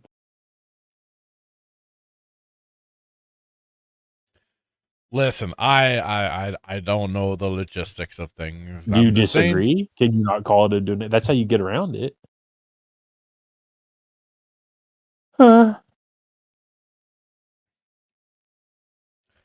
It's a screwy world. Briscoe says Jay Hitman got really excited about that license. Well, we finally figured out what it was, and that's what sparked the light bulb. Hey, Static, how's it going, dude? Saying the gold visa is $5 million. Interesting. Nerdy Neo says you own the physical media, but not the content on the disc. Star Wars Marvel Pure says fair use to react to vids. I pause, commentate, and discuss with my audience /chat. Right, absolutely. So if you own the physical media, then you can share that physical disc with a physical. I don't know. It's just, now my brain's starting to hurt. Melissa Lord says, you own a copy of the movie, not the rights to the movie. To legally make money, you must own the rights. Like but a donation is not. You're not. Marvel Pure says she whined in my comments. I took her out of context. That in itself is a self admission that I transformed the review. If anything, she was whining I didn't use enough of her content. I think you have a point there, dude. I think you got a point there. No, but that's pretty impressive that you have a Disney shill coming on your channel and crying over, or commenting in the chat about, I just eviscerate her if that's the point, man. If we got big enough to where we had people like come on and we would I just would want to eviscerate them. I would just let you go. Like I told you, my whole goal is to get us into the Disney's black book, whatever it is. Book, yeah.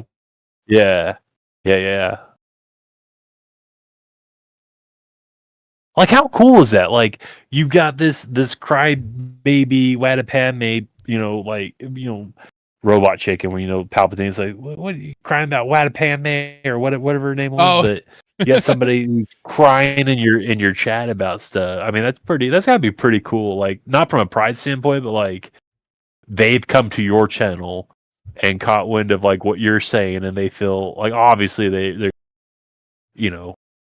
think anything that you say about them is wrong, even though it's true, and then they're going to try to, but I don't know. I think that's pretty cool. Just go full ham, go full Borg, send it. Photon, like full array of photon torpedoes. Do it. You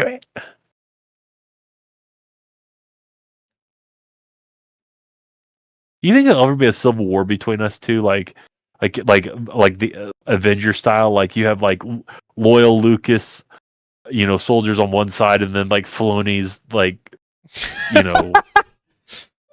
kilt wearing, ferret holding,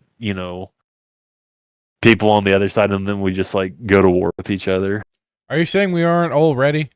No, but like you know what I mean. Like, no, I know. No war. Icky. We don't want to go to war.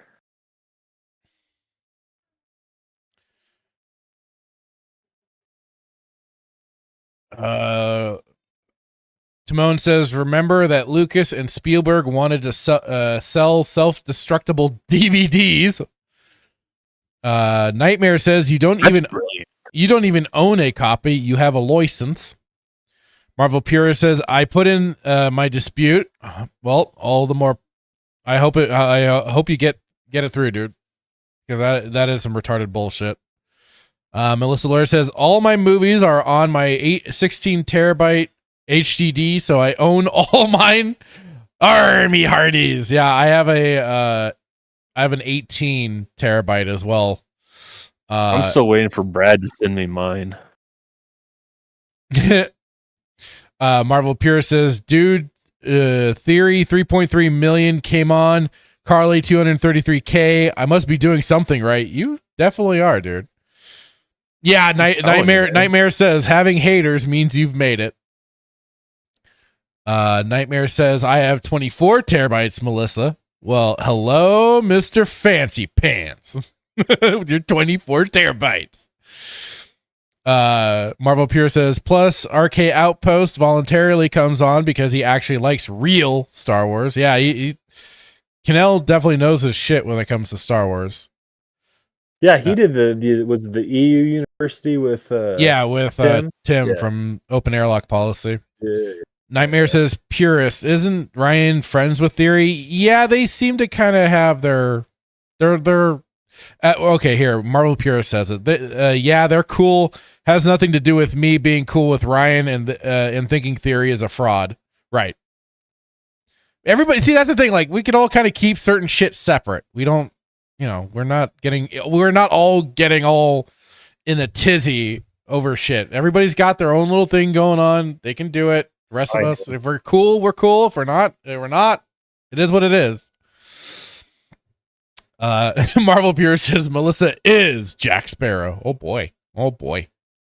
Nerdy Neo says I own all mine too. They're on my 40 terabyte NAS. Well, okay, Mr. Fancy. I don't know, but it sounds fancy. Nightmare says, I guess that makes me patchy. There's a callback for the stream. Okay, all right. So this was kind of mentioned a little bit earlier from Melissa Lord. And this is certainly something that, I know I'm going to be looking forward to, but let me, you should be able to already see it in Discord, yep. Hitman. Let me now pull it up here in the stream. All right, here we go. What the heck was that? Looked like sort of a big turtle in a trench coat. There is a new enemy. Together we will punish these turtles.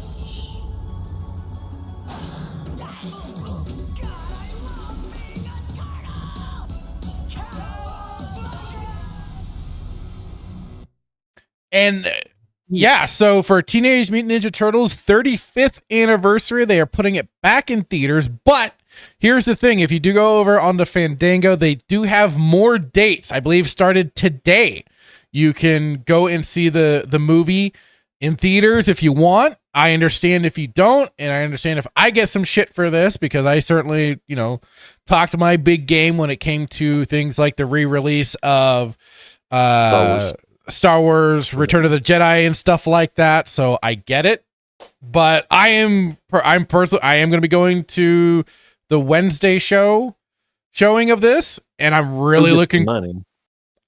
I don't know, because I don't know how they're really doing this release, because I don't know what the original company, if they're even still around. Like IDBM owns for the comic rights, but who owns the rights for the movie itself? Oh, I think it's still technically Eastman and Laird. They still own the rights to their comic side of things and the Turtles property as a whole. So I guess them. But I know, was it IDW puts out the comic books? That's the comic run. Otherwise, I don't know for the movie side. But regardless, I'm looking forward to this. And again, like I said, I get it for, when the whole Return of the Jedi and stuff like that, when that was going on, I did get very clear. Just stay at home, watch it, enjoy it in the comfort of your own home. But and I'm probably coming off as a bit of a hypocrite here, because I'm going to be going to this. But I am.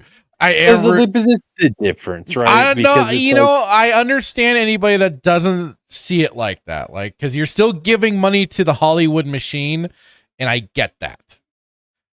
I'll only rationalize and defend myself in that I barely spend money on this sort of stuff as it is, so they're not technically making a big buck out of me, but like I said, let's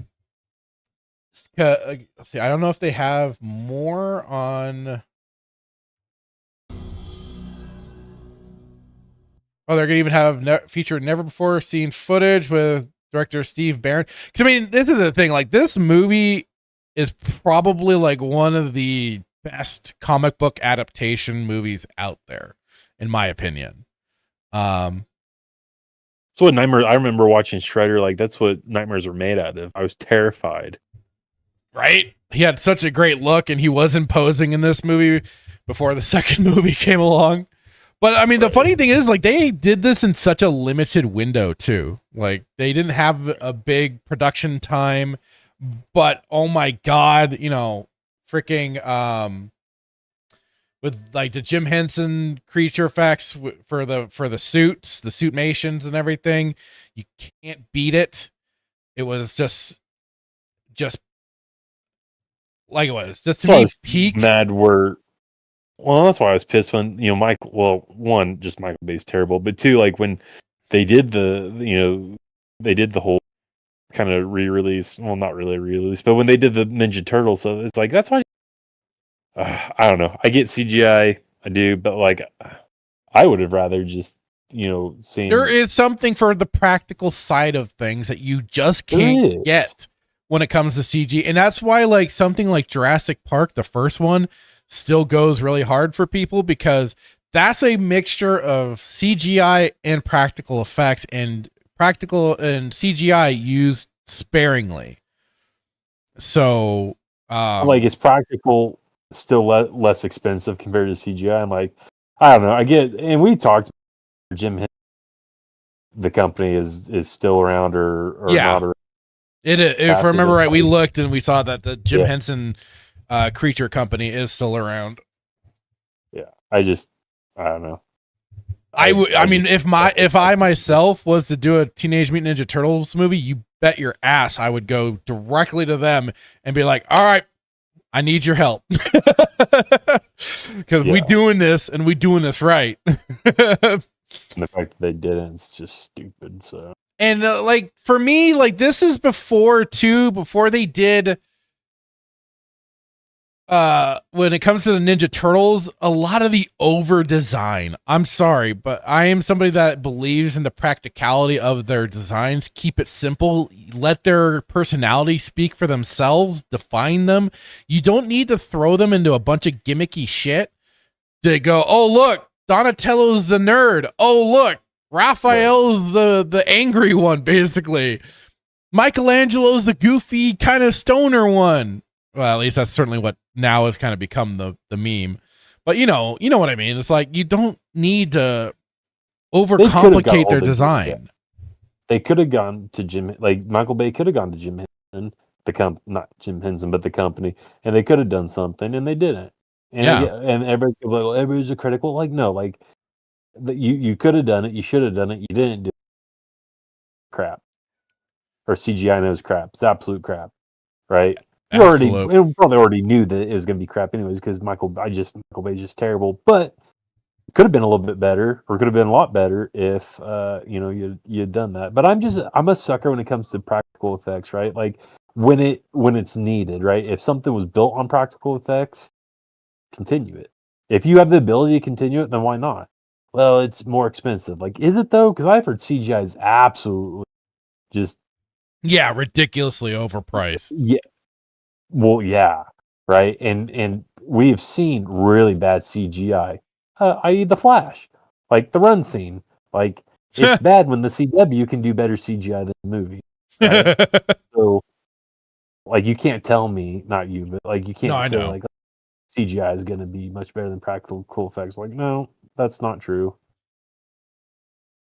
Yeah. Right, so So really quick, I know you want to get to the chat, but like, why did you mention that people could see like it being a problem, like because, like I said, the Hollywood machine giving money to the system and everything like that you're still contributing to providing them money and everything, because like it is, Hollywood as a whole is a corrupt place.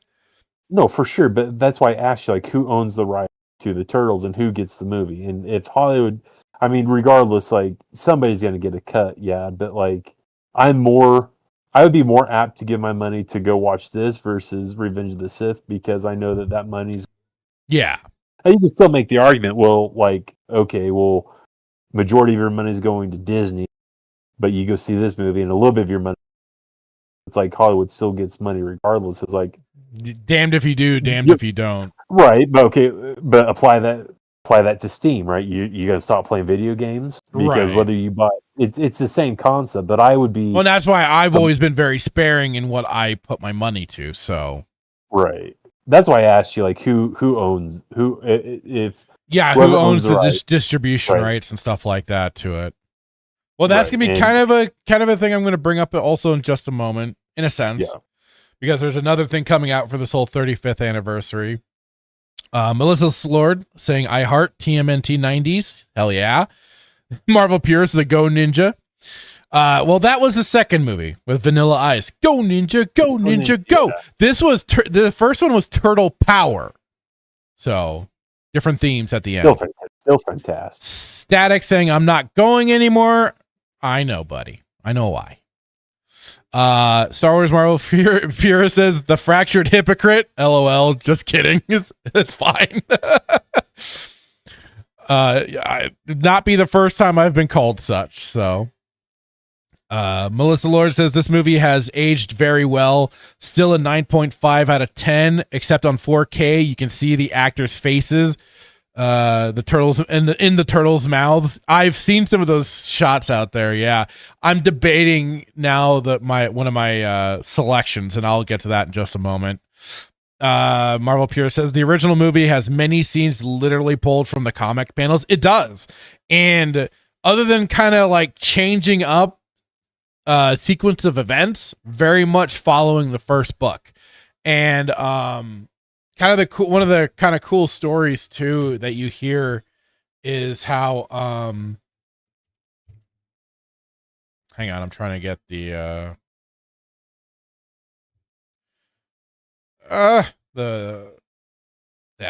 actors list for this movie. Oh, there we go.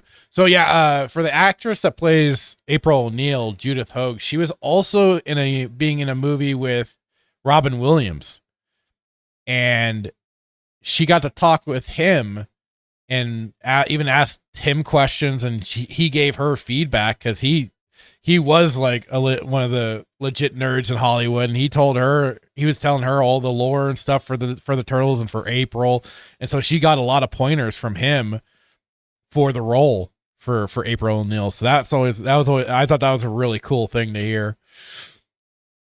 Melissa Lure says, exactly, Justin. It's very accurate to the original story.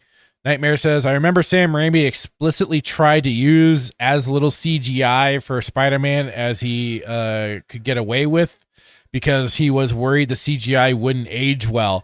Right. Oh, okay. Yeah, I didn't hear that story. That's good to know, though, that he tried to use little CGI. And I think you can kind of see that especially in the first movie.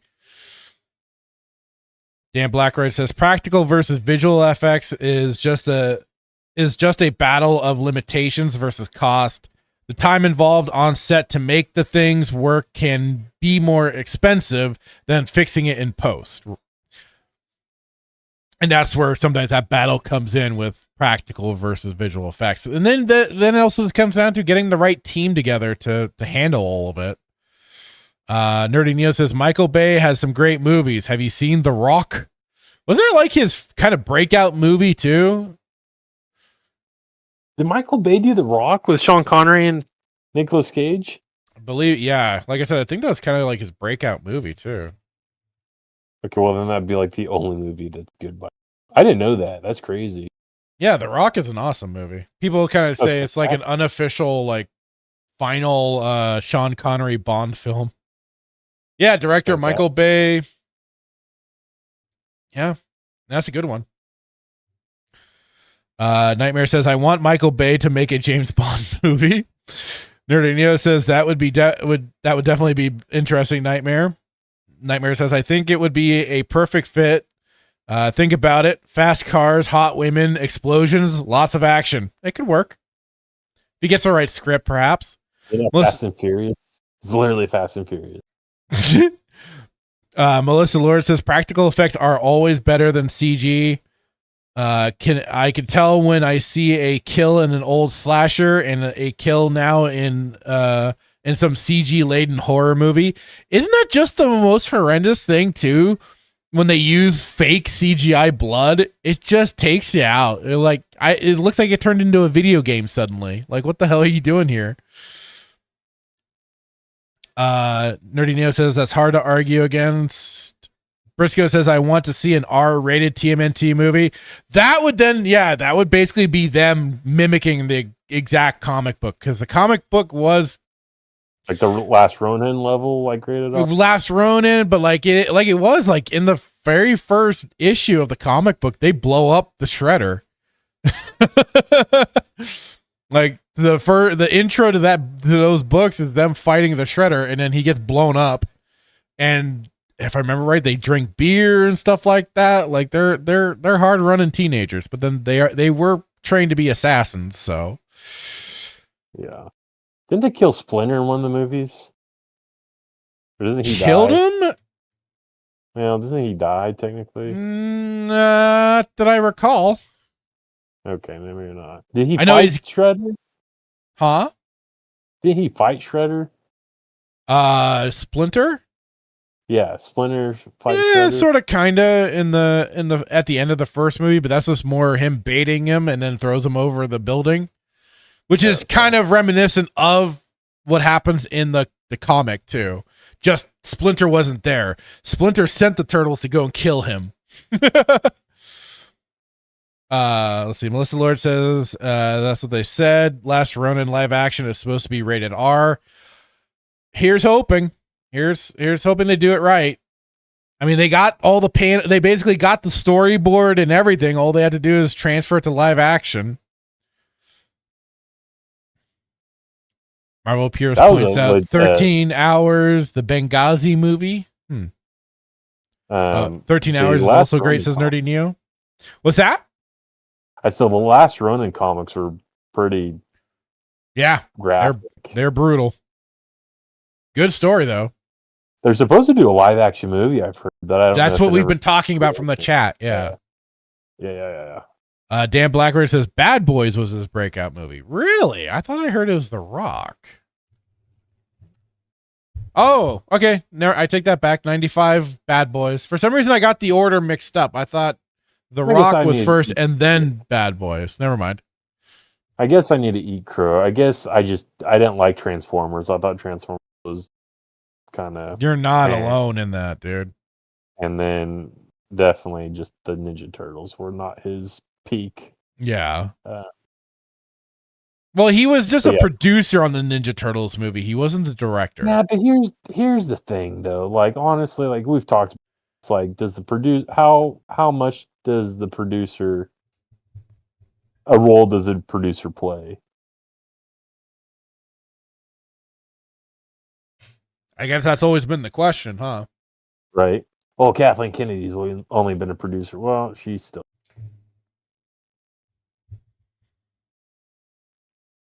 Marvel Pierce says TMNT is a great example of taking inspiration from and creating something new from a previous IP. TMNT is literally a rethinking of the Frank Miller Daredevil run. The hand, the foot, the stick, Splinter. Right. Yeah. Well, and they originally wanted it to be part of Daredevil. They reference it in the book with how the turtles got mutated, and they referenced Daredevil in it because I think they were fans as well, and they were wanting to originally be have it part of Daredevil's story, but instead it got switched up and changed, and they then just did it as their own comic. Briscoe says Splinter got kind of fucked up in the first movie when he was kidnapped. Right. Here's the question: if they did a live action, The Last Ronin, who should direct it? I don't know who you should. Yeah, I don't know who you should put in that role for director. Or who plays Splinter and who plays Shredder? I think Gary Oldman should play Shredder. What? He's supposed to be a Japanese dude. Gary Oldman can do many different accents. But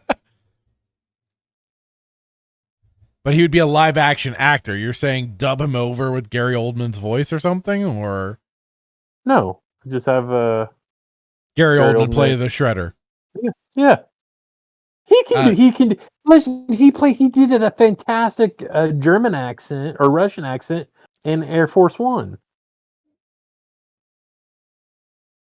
He played in the words of the immortal Hulk Hogan, that doesn't work for me, brother.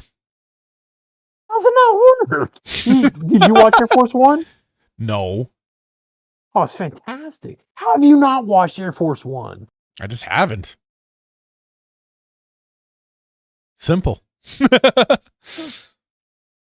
Nightmare says, and in some versions, the chemical that created the turtles are the same. Yeah, that like I said, it was referenced in the first book through the origin story that Splinter tells April, which again is basically what they copied in the movie too. Nerdy Neo says, "Wait, is TMNT a Marvel IP? No, it's it was originally like full independent comic book, and then they got picked up, I think, by a company." I know recently it's been IDW that's been publishing them, but I don't know who came before that. Nightmare says, I don't think so, Neo, but they were. Yeah, okay, yeah. Yeah, kind of. Nightmare says kind of like how Archie Comics once published Sonic. No, oh damn it, Nightmare! Zendaya as Shredder, son of a bitch. Why you gotta do it like that, man? Why you gotta do that? Isn't that Tom Holland's wife? Yeah. Oh yeah. There's beard. Timon says Splinter trained the surf ninja. He did. Oh god. You tell me you would not want Goldman to be Shredder. Anyway. Nerdy Neo says Air Force One was the first movie I saw with Gary Oldman. I don't know what I first saw Gary Oldman in. And then it does say Air Force One was great. Dan Blackbird says, okay, it was Mirage and Archie for a while for the Ninja Turtle comics. Static saying someone kick him. Oh no. Kick who? I think you. Why? What did I do? I didn't want Zendaya to be Shredder. Okay, so here is some of the other news that I wanted to bring up. That kind of is, like I say, I'm not sure who distributes the Ninja Turtles and everything proper. But over here on, let me get arrowvideo.com. I don't know if anybody else saw this, but this popped up for me on my timeline somewhere. It's either on Facebook or on X. But over on arrowvideo.com, they are doing a Ninja Turtles trilogy release on Blu-ray and 4K. So you can get all three of the original movies, and they have two different versions with two different covers. I'm going more. I've already put in a pre-order. I'm going for the one with the original poster, basically, where you can see the live action turtles coming out from the sewer. The artwork one is cool. But I just love that. Just going for this one personally. And so yeah, Arrow Video, a shell-shocking saga of mutants, martial arts, and New York mayhem. The Teenage Mutant Ninja Turtles trilogy brought comic book grit, practical effects, wizardry, and pizza-fueled fun to a generation of moviegoers, helping turn four sewer-dwelling brothers into global pop culture icons.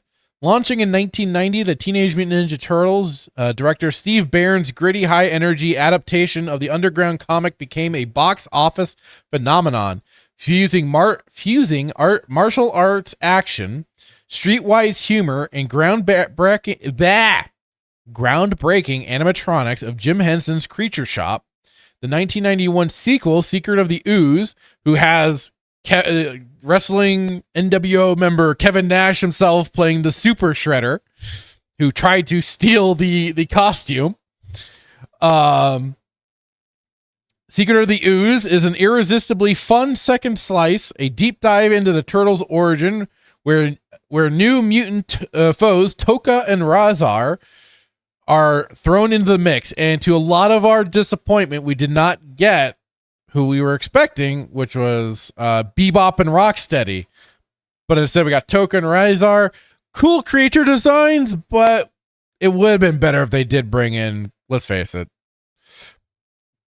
So thrown in the mix, double the stakes, double the pizza. Rounding out the trilogy, 1993's Teenage Mutant Ninja Turtles 3, sends the heroes in the half shell back to feudal Japan in a time travel adventure full of samurai showdowns, ancient legends, and comic chaos. Restored in glorious 4K and packed with extras, this radical set celebrates a legacy of Leonardo, Donatello, Michelangelo, and Raphael in one of the most iconic franchises of the era, blending innovative effects, comic book heart, and early 90s attitude. So for some of the limited edition content, the high definition 1080p, this is on the Blu-ray edition. New 4K restoration of the Ninja Turtles from the original 35mm negative by Arrow Films. 4K restorations of Ninja Turtles 2 and 3 from the 35mm interpositives by Arrow Films. Original lossless stereo audio and remix Dolby Atmos. Original lossless stereo audio and remix DTS HDMA 5.1. Brand new director's commentaries for all three films. Nice. Brand new cast and crew interviews for all three films.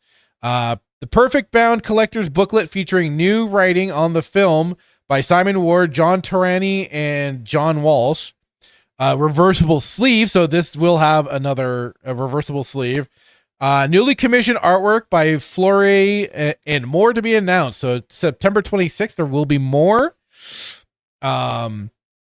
Also this version with this cover, which does look cool, but like I said, I'm more for the other one because of the, but this one does also have a reversible sleeve featuring original and newly commissioned artwork by Matt Frank and Robert Rivera Padro.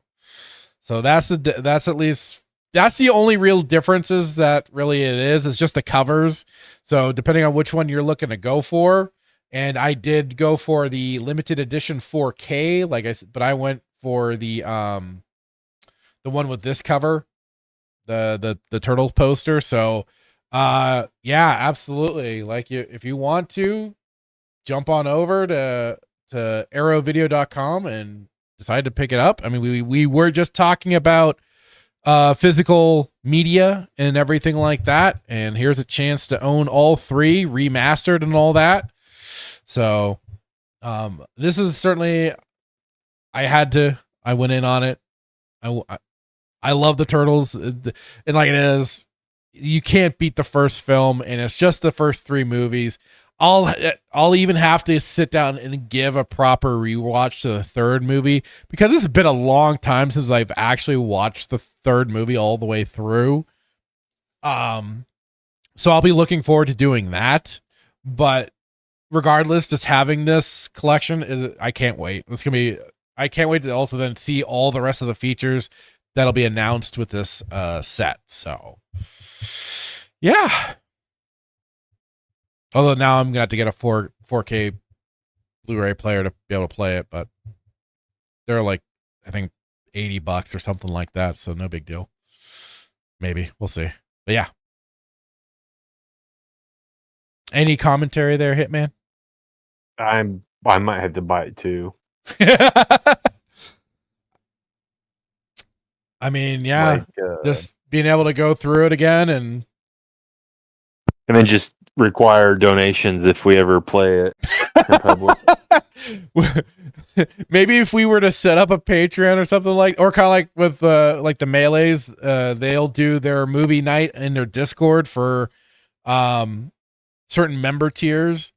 So, if that was ever to become a thing, could try and do that. But yeah, I think this is gonna be a pretty cool get for sure. So yeah. like I said, I had to go for this version because this poster was just phenomenal. What if you probably can't laminate it. I don't even, if I bought the box, I would be afraid to even open it. Open it up. Yeah, I just keep it just in pristine, condition. I mean, I guess you could buy two copies, have one that you're not going to open and then have one you are going to open, like some people do with the collectible stuff. Yeah, I should probably do that. I'm not too worried about the idea of collectibles. I'm all about opening and enjoying, so I'm sure there are some people that would want to throttle me for that, but I don't care. Let me get to the chat really quick here. Nightmare said he thinks he means me. Oh no. Oh, for the kicking. Nerdy Neo says Tom Holland and Zendaya aren't married. I thought they were getting married. Oh no, Timon, Zendaya as Toka. No! Static. Oh, for fuck's sake. Static then said the original movie poster is king. They dropped the damn ball without having Bebop and Rocksteady. They did. They really did. Static says the third one is so bad, but I watch it every year. Nice. Dan Blackridge says the third movie isn't terrible apart from the turtle suits being completely different and very cheap looking.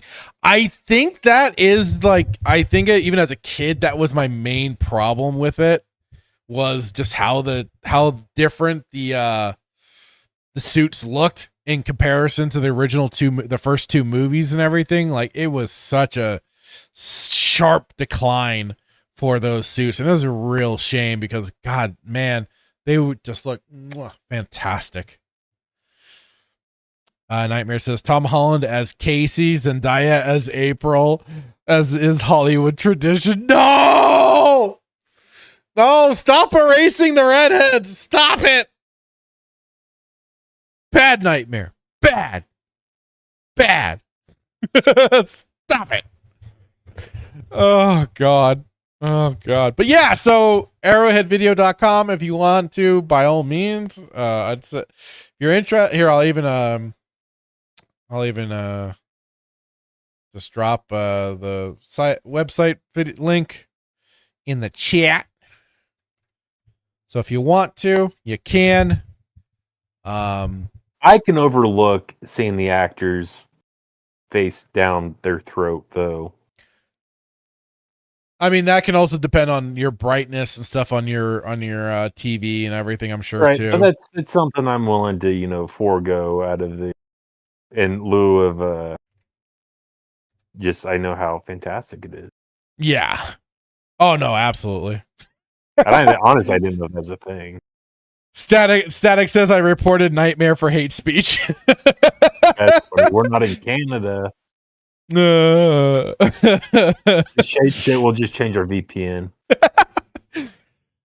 Dan Blacker says having Casey Jones back for the third movie made it somewhat better. It did, but he didn't get much use. Oh no, wait. I think they had him play the role for the guy also in Japan, in feudal Japan, if I remember right. I'm gonna have to rewatch that movie now. You said the third one's not good though? The third one, take it or leave it, probably. The first two, though, top tier.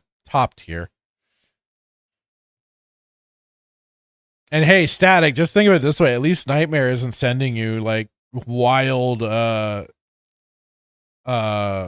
midget porn, gay porn video games to you. I mean, he just saves all that energy for Melee James, so Be glad that Dermy's not involved in it. Dermy would enjoy it too much. James at least has a level of pain that he endures, so there's that to it. Okay. So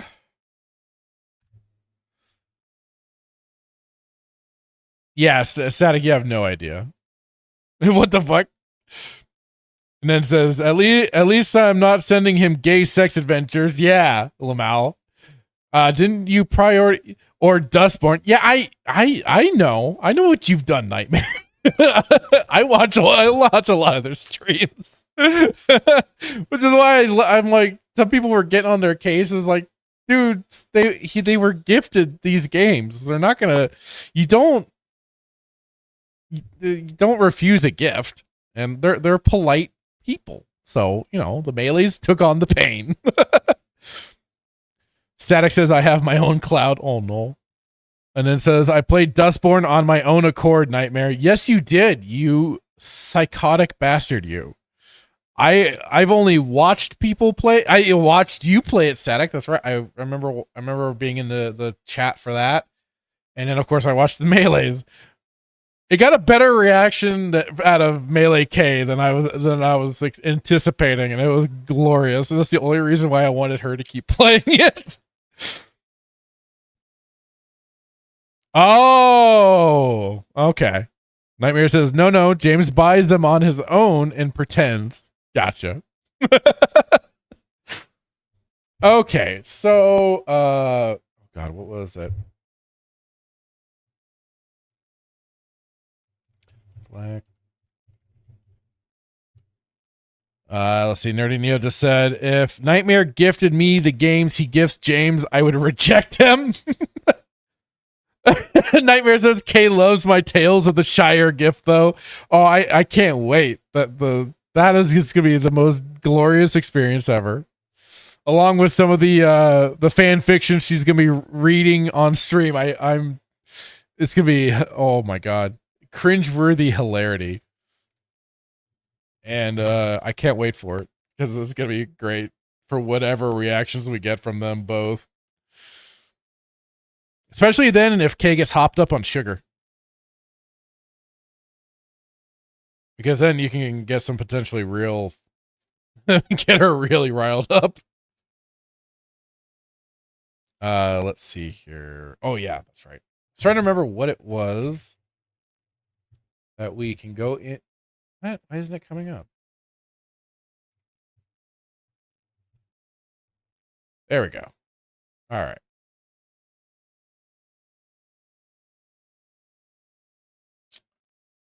How do I want to be able to pull up the image so we can...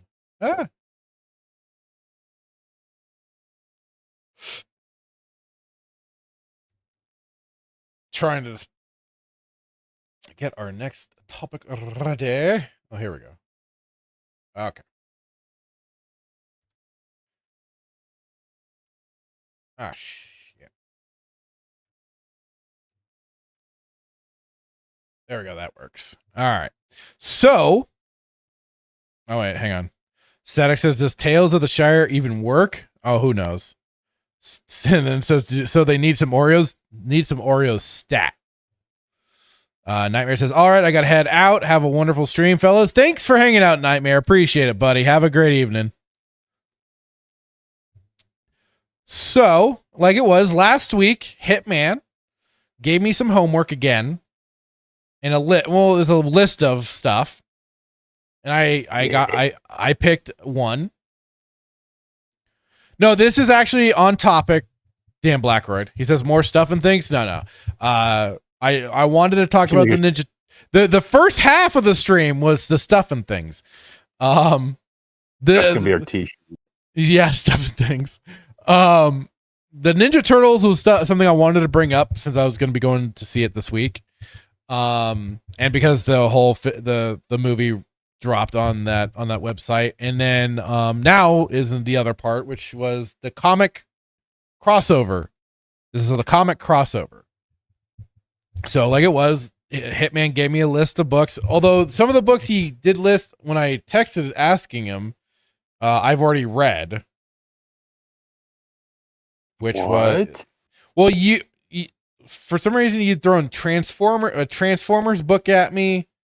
The Killing Joke, which I have read before. Okay. Black Hammer. What? I didn't know you read Transformers. I didn't read Transformers. I read The Killing Joke, but I have not read. Oh, okay. Yeah. So Black Hammer, Justice League, Hammer of Justice, and Batman White Knight. I don't know why, but I for some reason landed on checking out Black Hammer, Justice League, Hammer of Justice. Is that it? Yep. Yeah. So going into this, I was a little confused, which was probably my own fault for picking this one, because not familiar with Black Hammer.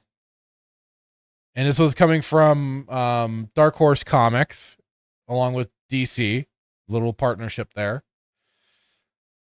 So needless to say, the some of the characters I was a little lost on.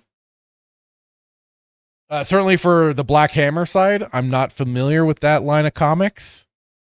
I don't know if you could fill me in on it at all, Hitman. Yeah, well, it's probably not a great deal. So Black Hammer, created by Jeff Lemire. And I've not read this, so there's a lot between. Well, yeah, let me here's the little summary that they have on the website that I read this on. So DC Comics and Dark Horse Comics presents the ultimate superhero crossover event of 2019. A strange man arrives simultaneously on Black Hammer Farm and in Metropolis, and both worlds are warped as Starro attacks. Batman, Green Lantern, Flash, Wonder Woman, Superman, and more cross over with Golden Gale, Colonel Weird, and the rest of the Black Hammer gang. So that's that's the little summary for all this. Yeah, so I mean, I don't have a great depth of knowledge from Black Hammer. It's something that I've been trying to. I was trying to get. It's like the encyclopedia version, not the encyclopedia. There's an omnibus, like a first library edition that I was trying to get. But there's a lot. I mean, he's been Jeff Lemire. So if you wanted to get into it, it would take you a decent amount of time to read all of it. But essentially, Black Hammer's kind of like, it's going to sound super rich, but I kind of think like somebody once told me it's like kind of like a black version of Thor. I don't know if that's true though. A what version? Mainly like black version of Thor. I don't know if that's necessarily true. I'm not super well versed in Black Hammer. The reason why I read this, obviously DC is Justice League, but reading this was the first time and the only first time I was subjected to Black Hammer, and really kind of got me interested in pursuing it. But yeah, I don't have a lot of it. If you could ask the Avengers of Image, I don't know if that. I don't want to misspeak, so I don't know if there's anybody else in the chat. Well, it's not Image; it's Dark Horse Comics. So, Lemire did it, and Lemire signed. That might. Lemire created it. He's the one who. Yeah. So Black is. I'm just grabbing really quick off of the Wikipedia, and I know that's probably the last thing I should be fucking doing, but just for this. Black Hammer is an ongoing American comic series created by writer Jeff Lemire and artist Dean Ormston, published by Dark Horse Comics. That's why I say Dark Horse. Mm-hmm. And I guess, the plot 10 years ago, Black Hammer and 6 other superheroes saved Spiral City from the anti-god, but in the process became trapped in Rockwood, a timeless Twilight Zone-ish town. Shortly after the heroes arrived, Black Hammer died while trying to escape. In the present, the 6 heroes live on Black Hammer Farm with very little hope of ever escaping Rockwood. So even that's the plot summary for that comic line. Yeah, which is interesting because that's kind of like when you get into this comic. That's the first. Some of the first stuff you get introduced to in this comic. Is just that's exactly what's going on with them. They've been stuck on this farm. Lord, they wanted to try and get out. The one superhero, Gale, is in the body of a 10-year-old girl version of herself, but she's really 70 years old, which you're almost getting into some weird anime territory there. Especially when she starts hitting on Aquaman later on in the 10-year-old's body. And even he asks, could you please stop staring at me like that? Classic Gale. Huh? That's classic Gale though. So you've already read some of these comic lines or some of the books for this? Okay. Yeah. But yeah, that's kind of like what we're first getting introduced to them about is them being stuck on this farm. And like the synopsis already did, you know, they then get visited by somebody while the Justice League is fighting Starro. So, I mean, it does a good job of at least kind of getting you introduced to them a little bit without having any prior knowledge, like just the basics of what brought them being there. They don't quite mention the whole, you know, weird Twilight Zone-y town, because it almost seems like they're very confined to the farm itself, but they can go into the city. Yeah. Or into the Rockwood town or whatever. And it all kind of introduces them with this whole fixing a tractor and just them being kind of stuck on this stupid farm. And so it's Abraham Slunkowski, or Abraham Slam, Golden Age brawler and grandfatherly patriarchal figure of the family. Gail Gibbons, or Golden Gale, youth, as a byproduct of the superpower given to her child. Kind of, I don't know if that's like a play on Shazam. I don't know if that's. Yeah, because she uses a magic word to get back into her original form. Yeah. So I'm guessing. Yeah. Mark Martz, or the Barbalian, which I love. That's one of my favorite. I love him. He's a shapeshifting alien warlord from playing the role of Cool Uncle. And then there's Colonel Weird. No, I'm sorry. I did like Barbalian, but Colonel Weird is he's probably one of my favorites. Colonel Randall Weird, a cosmonaut desperate to return to his old life. The Weird Uncle to Barbalian Cool Uncle. There's Tallywacky, Colonel Weird's chatty robot sidekick, and the one who was that Talkie-Walkie. Yeah, Talkie-Walkie, Talkie-Walkie. Madam Dragonfly, she's interesting. A green skin swamp witch with questionable motives, who sometimes masquerades as Gale's mother. Yeah, she seems to be kind of the shit stir. She stirs the shit of this group for sure, and she almost seems like she is in on the whole little cosmic plot going on here. Yeah, I think it's mostly just to keep herself entertained. It seemed like probably, yeah. You can get that vibe. Joe Weber, Black Hammer, the protagonist title, who is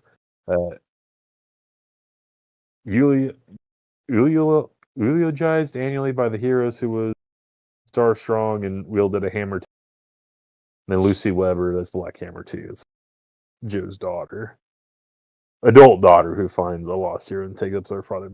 So he does die. Yeah, I forget what he dies at the farm where you can't escape.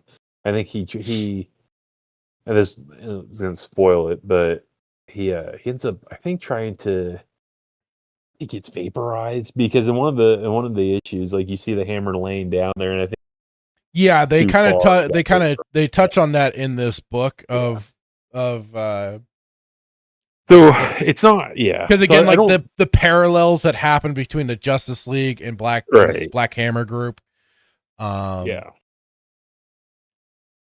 don't know if it's and without knowing, poking into Lemire's head, I don't know if it's like, if he's doing like if this is his version of Justice League, because he wrote for DC for years, and then he got pissed off by DC, or DC pissed him off, and then if I have my facts straight, then he went to go write for Image. But he's been doing Black Hammer for a long time.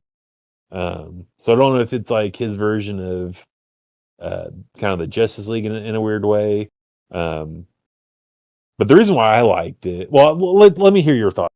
Let's hear. So, kind of knowing what you know, which is not, but kind of tell me your thoughts on it. I mean, like I said, it was an interesting little trip. And like it is, as you go through the book, you're given little hints and stuff to the, like I said, all I can think is just to call them the Black Hammer group, even though that was a character in the book that got killed. Right. But But they do their job. They do a good job of kind of getting you, anybody that's unfamiliar, introduced to these characters. Especially like as you learn very quickly how Gale can't just transform at will, and it even seems like that's the problem on the farm too. Yeah. She's just perpetually stuck as she is, and like even their Martian does the transforming thing like Martian Manhunter. So again, they draw a lot of the parallels between these two, between these two groups. And I mean that's kind of like just the majority of it is that their introduction, but then once they swap places with the Justice League, some of the antics begin more because of then the other members of the Justice League are trying to find out what the hell just happened to their friends and everything. Meanwhile, Batman, Wonder Woman, the Flash, Superman, and the cyber dude, John. Oh, Cyborg. Thank you. Cyborg are transported to the farm, and now they're the ones stuck on the farm. And the way it acts is that they now have a memory of being there for 10 years, even though they haven't. Right. But they have. It's really weird in that. And meanwhile, Batman is of course already on full paranoid mode. He doesn't trust anything. He still goes out and does patrols and stuff like that. So I think that's kind of humorous and still very akin to exactly what he would do. He would still be trying to do his Batman thing. Meanwhile, some of the others have kind of settled in a little bit almost. You got Wonder Woman as apparently a teacher for kindergartners, and for the most part, it seemed like Clark, he's kind of settled on the farm. But this, on the other hand, very much on the farm. Huh? Yeah. Very, because he's from a farm. Yeah, like when he says you can't take the farm out of the boy or whatever like that. Right. But he still very much misses Lois. So there's kind of that early urging that he needs to get out, but then the whole thing is that for them it was the Flash that tried to get out of the farm, and he died. And to them, he dies. Yeah, gets vaporized. Gets vaporized basically by him trying to escape. And this is kind of like they do very much break the fourth. They broke the fourth wall at one point. I think through Gale, because she talks about how she can't swear properly in the DC comic side of things, and when they're warped to the to Metropolis, which I'm like, I don't know how to take that one. I get that the only person that can break the fourth wall correctly is Deadpool. Well, no, like it is for my context of it though, is like I'm not familiar with these characters. I don't know how their comic is set up. If they do break the fourth wall in their comic book, so I don't know if that is adhering or if that's just being cheeky because of the universal crossover thing. Because I'm like, why would you acknowledge that unless that's something that they do, which I can only imagine it is. So, like I said, that was a little bit of an odd point to it. Like I said, it establishes the way the Justice League side, Batman and them are trying to adapt to their life in the alternate world that they've been warped to. And meanwhile, but like it is, time is happening much quicker for the other side. Like they're in real time, while Batman and Superman and them are kind of on a weird time. Weird time scale. It goes through, but then it feels like it very then abruptly reveals our key antagonist. Megapixel. What was it? Mixelplixel. I forget how to properly pronounce the name from when I remember from seeing it in the Superman the animated series. But once they kind of reveal the villain of all this, the guy behind the shenanigans, it feels like then it just kind of goes right into the wrap up. Like, all right, now we're getting everybody back together. It's getting cleared up. All they had to do is just kind of bully the little Mixelpixel guy. And even though he's like a fifth dimensional god tier character, Yeah. They were just like, fix this now, sort of thing. Yeah. I mean, they did play around a little bit with them taking in the Black Hammer group and interrogating them. Meanwhile, Colonel Weird is floating around in his own little spatial time dimension thing. The quantum zone, I believe it's called. I believe so. And he encounters the Bizarro group. And oddly enough, even though like there's the Bizarro versions of his friends, there's still the Bizarro version of Superman. There's still the Bizarro Superman there. So I kind of thought that stuck out as being a little weird. Well, you have to admit, and I don't know. But I think that was just to show this is Bizarro world based, the Bizarro world or whatever. Not to say that Jeff Lemire has more love for DC than he does Marvel, because he's obviously done Marvel. Moon Knight. He did the Moon Knight run, which I think people have said is quintessential. I think they say is deemed essential. But essential reading. It's right. Which means you just, but what I liked, I liked this is because there's makes it kind of obvious that there's parallels between, but like he makes it intentional. Like, to your point, like, there Colonel Weird's in the quantum zone. You see Bizarro. Oh, the Parazone. It's called the Parazone. Parazone. I'm sorry, Parazone. Yes. And so it's just kind of fun. Like, I don't know. I like that. It was a fun little romp, and just to do a neat little crossover between the two groups. I guess I should have probably. I wasn't gonna have you do like that. That would be just. You would need to be there's so many just spinoffs. Vision. Yeah. There's a lot of there's so many. I think Nightmare was bringing it up before and on one of his streams of how like the comic books, especially nowadays, have gotten so bloated with all of the big special events and stuff like that it became really complicated to try and follow. And that was a lot of my problems too, because they started doing that with even not like some of it got big scale, but stuff like that. But like they did that with a lot of the Spider-Man. They had the whole Spider Island event and stuff like that. I'm like, could we just chill it the hell out, please? We don't need these big events that, bring in multiple superheroes and stuff. Can we just please just keep it contained? So just to give it into context, like Lemire does a better. I haven't heard of how many. Your mic keeps cutting out, by the way. Oh, hold on. Let me fix it.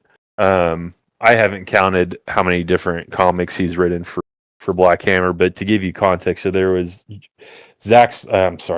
did it again. Scott Snyder and Greg Capullo are probably bar none my favorite writing and artist duo, and they did Death Metal. They did Batman Death Metal, and there's a guy at work who I'll put him in the chat, but we sat there one night and we counted up how many different from the main run, and I've collected the main run. There's like 12 issues, but all from beginning to end, all the different tie-ins, like for you to read that Death Metal in its entirety, you would have had to have bought 250 comics to just read the whole thing. And at this point in time, that's what DC was doing. They were oversaturating the market. You had the main run, and each issue you had like this is exaggeration, but you did the main Batman run, and every other you had a tie-in, right? And so by the end of like the right, if it was Tamaki or Ram V or Zdarsky, whoever was the right? And then you had like, I'm not even going to put a number as how many tie-ins, and that's just so. That's what like. It's so complicated, and it's hard too because it's like, yeah, comics are only $3.99 to $4. I think it'd go up to $7.99 depending on cover A, cover B, whatever. Yeah, variant depending on the books. It's like it's what I kind of miss about old school comics is just you have the main run, right? You have the main Batman run, right? And you have Detective Comics, right? They're two different runs, but they're Batman, right? It's like Spider-Man. You probably had the main Spider-Man run that operated in the 616, right? But now you have it becomes so hard to want to follow read, and that's any the of part. it. Yeah, it is, and that's part of the reason why I stopped going in my local comic book shops. One, because they were oversaturating Batman, and two, it's like it's so hard to read. And what's even more worse is like with these tie-ins, like they make it to where like you almost have to within the main run they'll quote stuff in a tie-in, right? And so if you don't read the tie-in, like it may not be devastating for you to not read it, but like you're not in the loop, right? So you don't know what's going on because that stuff can come back through the main run, and that's what's just so hard about it, man. And I get it; it's a business and whatnot, but it's just I don't ever remember, and I could be wrong. And if there's any like Star Wars Marvel purists or anybody else who is in comics, I don't know if that was it like back in the day. Like if tie-ins were as big of a thing back then as they are now. Makes sense. So, well, I think they were big. Point, they were big events. They just weren't as well. Yes, you had oversaturated. Events, yeah. You had like. Has there ever been a Spider-Man run that had 250 comics that you had to buy to understand what was going on, right? Right. So, and even with, and that's and that's even the thing. Like even if you don't buy physical and you do the subscription based stuff, like DC has like I think like Ultra Pro or Ultra. I was paying $119 a year. I think it was like at $99 and then they raised it. But it was $99 access to. There's a bunch of stuff like you got discounts off merchandise, and they sent you a book a year, right, and whatnot. But you had access to almost all the comics. But it's like it's also a lot of time that you've got to take to read. You know what I mean? All these tie-ins if you want to know the story. So it's like it's like, do I spend $3.99 or it does. So it's like, if you don't have a ship, if you don't have Black Pearl and you don't know how to sail, it's like, are you going to spend, you think, well, $4.99, that's not all. Okay, well, times that by 12, times that by 24. Like it, especially if you're a collector, you're wanting all the different variant covers and stuff like that. It gets real crazy. And I'm telling you, man, like I was a huge variant guy. Like I would always order just like a cover A, right? Just the main cover. I'd order that, and then I'd order sometimes 2 to 3 different variants. I remember it was Batman. It was 3 Jokers. I forget who Tinian. I don't know if Tinian. It doesn't matter. I forget who wrote it, but anyways, they had for each main cover, I think they had like 6 variants to each cover. It was something ridiculous. Like this, I'll have the numbers, but I remember bookshop, and he had a front end cap of just variants, and you had and the way that they did it, and they were they were smart how they did it, right? Because each variant, I think you bought like 2 variants. What was it? They all had different pictures. And so you put them together and it could create I think a larger picture, if I remember correctly. Oh, okay. Yeah. And, but you think about that. Each cover had like 6 to 7 different variants, right? And that's what was so popular about 3 Jokers, man. I think I had, there was a variant where it was the Red Hood. It was the Red Hood, and he had the crowbar and the crow. And there was another one where it was the Joker, but in a fish, right? And so they're like $6.99 a pop, man. back then. This was like back like pre like maybe I think that's so like it gets that's the point I'm trying to make, man. It can get caught. But people, dude, there are people out there that like there are guys who go to again the other comic book shop where we live, and they will leave with a armful. Like I'm talking about, like you go to a library, got like 20 books. Like there's a guy he literally would have stacks upon stacks every Wednesday, right? Because DC went out on Tuesday and Marvel was on Wednesday. But yeah, man. So just for sake of argument, if he had 50 comics in that stack. Let's just for easy math. Let's just say they were all $4.99, right? Do the math, right? This is what people are spending, you know. And that's if they're just a cover A, man. But you throw variants. I've seen variants go up to, you know, McFarlane, who had the license for like DC, the toy line. He had he did a variant. It was like. The combo source, it was like a 1 in 500, so you had to order 500 of the main run issues to get the one that he drew, and I think it was going like it's just crazy, man. Just the price, Jesus, and the costly stuff. Oh yeah, man. It's just can get costly. So I don't know where I was going with that. I think it's just you know, and like I said, you know, I love comics, you know, old school comics, and I want to continue for them to be around. But like at some point in time, it's like let's settle on a price that's like people can afford, right?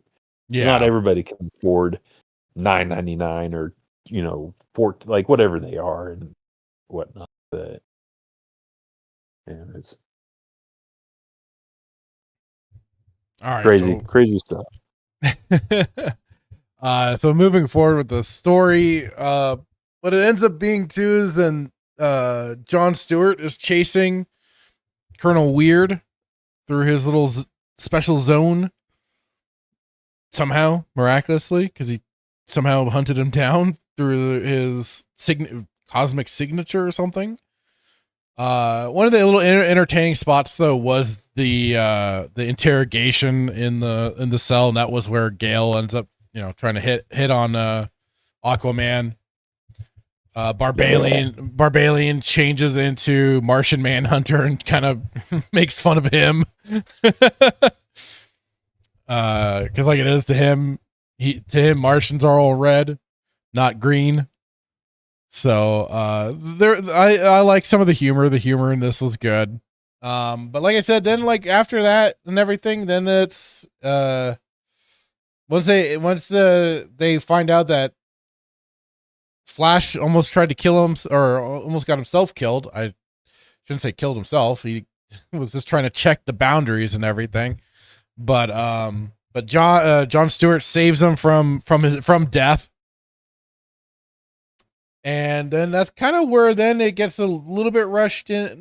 Maybe not rushed quick just yet, but they're trying to figure things out with the Flash. Meanwhile, Gale escaped prison. She just busted herself out, which is, I was like, oh, I thought she had to say the word to then be herself or whatever. But I guess that, really I guess she already has has some powers as in her current form. So she just she got herself out and flew the hell away, and then ran into Zatanna. Yeah. And through her, though, she finds the word that or the way to unlock her magic to transform back into her original self. Because then that's where it's supposed to, or at least the illusion of creating a form of conflict. Because then it's a little bit after that they then we do get who our main antagonist is. After we even have a little fight between the Justice League and the Black Hammer group. But the little Mixel Pixel guy is revealed as the main shit stir of everything. And we kind of go, like I said, it's funny. It's like once he's revealed, And while the Justice League is doing their own investigation, like I said, it just kind of then goes into it. It gets right to then, they're like, okay, if you want all of this to stop, you have like they put it on to them to have to actually want to go back to their farm and everything. And then that's Mixel like, okay, I'll do it if you all are willing to go back. You consent to it, basically. I'm like, what the hell is this? But I'm like, okay, that because now Gail's got her real form back. Is she gonna want to go? That's the whole question, probably, that they created. And yeah, he says everyone has to agree to go back where I found them. That means all your friends need to want to go back. Weird. Every one of them, even dear not so little anymore Golden Gale. So that's where that's creating that little bit of potential conflict. But like it is, she swerves and it's like, no, I'll agree to go back, even if she was a little begrudgingly so. And that's kind of where we eventually just get, yeah, they even hang out with the Justice League for a little bit. Batman, Superman, and them kind of interact with them for a bit on their farm. But I mean, like I said, I thought there were some good humorous parts. And part of the reason why I did pick this particular book was because I didn't know who the Black Hammer was. I was like, okay, maybe this will kind of be like one of those situations where it'll get me a little bit interested. And it, like I said, with the dynamics going on, I'm like, okay, I see the parallels that they're drawing here, and it's entertaining. And like I said, even what was the magician's name again? Zantana. Not Zantana, the one that's part of the Black Hammer group. Oh, Dragonfly. Dragonfly. How even she was just sitting there with Mixel Pixel, and they were just like just talking shit, basically.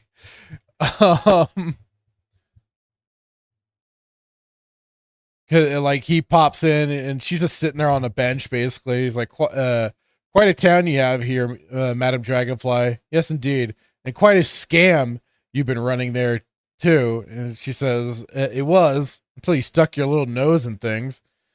And he replies, are you going to just let them keep fighting? She yawns. They do love their big team ups, don't they? And that's again kind of like that little maybe fourth wall breaking a bit with the whole team up sort of situation. But yeah, like I said, and I guess it was all just so Mixel Pixel could try and get access to Colonel Weird's little spatial galaxy that he crosses over into, inhabits and whatnot. But that's where they then just kind of also end the book. It's like, all right, we kind of leave it on a cliffhanger, but at the same time, I'm guessing that was the only time they've done this. Yeah. And I'm guessing there's no follow-up in the Black Hammer books, considering Mixel Pixel was interacting with Colonel Weird at the end there. But yeah, and then I did laugh. They do make the little comment in there about how Colonel Weird, you'll be talking to him 1 minute and then he disappears on you while you're mid conversation. Yeah. And Batman, this is because Gail says, "Oh, it's weird. It's weird. All right." That's his MO. 1 minute you're having a conversation, then you turn around and bam, he's vanished just like that. And Bruce is just like, "You don't say." Like I said, the humor was on point. It was funny. It was good. I did enjoy reading this book. It was, like I said, with the whole thing of not knowing exactly who these characters are. It made it a little bit. It made it a little bit more of a. Oh God, I guess. I can't think of the right words for it, but just having that unknown element was a fun aspect to this. Because I mean, I know the gist of the Justice League with Batman, Superman. A little less on Cyborg. I know a little bit that I do for the Flash and everything. So that was, like I said, that was kind of the side that I knew versus the side I didn't really know. So it was fun kind of learning about these characters, getting a little bit of insight. Very one-offy. And it was like, and then like they were even saying like, once you go back to your reality or universe, whatever, you're going to basically forget all of this. So it's like, oh shit. So we're doing like a Doctor Who anniversary special where then they even, once they leave in their TARDISes and go away, they forget everything that just happened. So yeah. So it's kind of, I mean, on one hand, I get that. I get doing that sort of thing just to kind of, you know, keep the worlds especially separate after the fact. But it's like having no footprint, having just that now had these characters team up and interact and everything like that kind of sucks. So it kind of bugs me on the continuity issue, but I mean, I'm guessing this is more of a side, like not tied to a main line sort of thing. It was just bringing these characters, just bringing these characters together for this sort of special event. So I do get that. I do. It just, that part of me that just kind of, it always, you know, really grinds my gears, but not a bad read. It was enjoyable, fun. Like I said, the comedic moments were great. Nothing like making a superhero uncomfortable with a young girl hitting on him. I really hope. Yeah. So you've been great in listening to kind of recommendations that I've given you. And like I said, you know, and I wish I kind of, in hindsight, I wish I would have told you to White. Can't talk. I wish I would have had you read White Knight because, well, I can do that for next week. Yeah. Are there anything that you want me to read? Nothing that I can particularly think of right now. I mean, I can try and maybe cook something up and think of what would be good to have you check out. But for right now, no. I mean, you've been gracious and come over to the dark side, which is far superior than the other side. But I really think, I kind of wish because that's more of this was more of a fun kind of, you know, issue. And I think that's why I also chose it, because I was like hoping for something a little more fun and lighthearted. Yeah. The White Knight seemed like a little more, at least just from the going off of the cover, I was like, that seems a little more serious and everything. It is, yeah. So I was like, I'll go with the more lighter, fun looking cover than. And like I said, it was something I wasn't familiar with, so I liked kind of going into the unknown.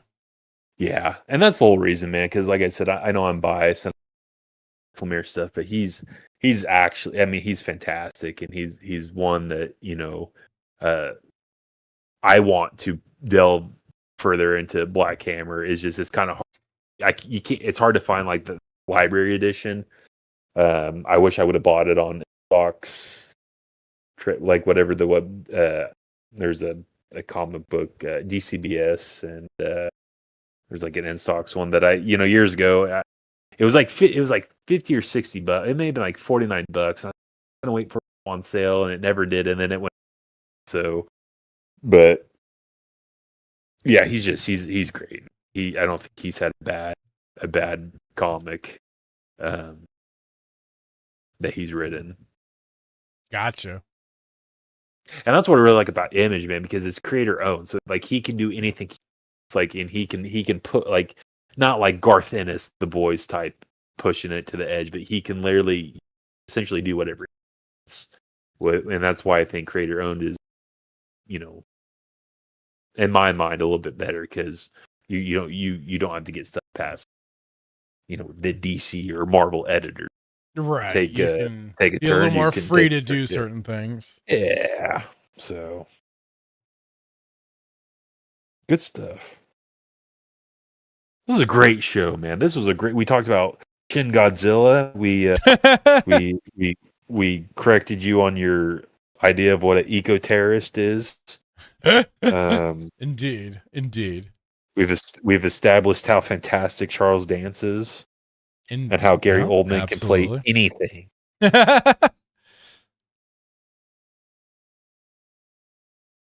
And yeah, what do you got? Last thoughts?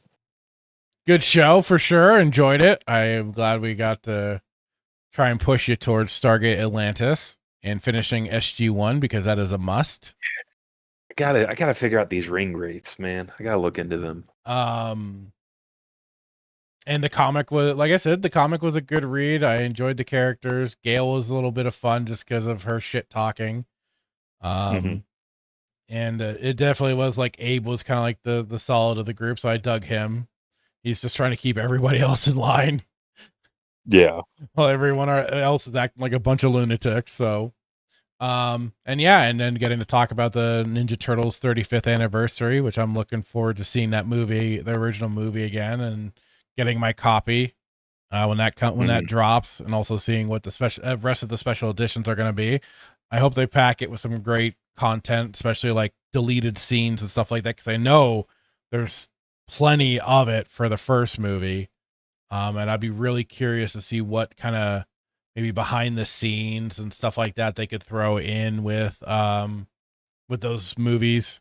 It'd be cool. I'm looking forward to it. So yeah. Let me just finish up. I want to go. I'm going to go watch this tonight. I think the Ninja Turtle. There you go.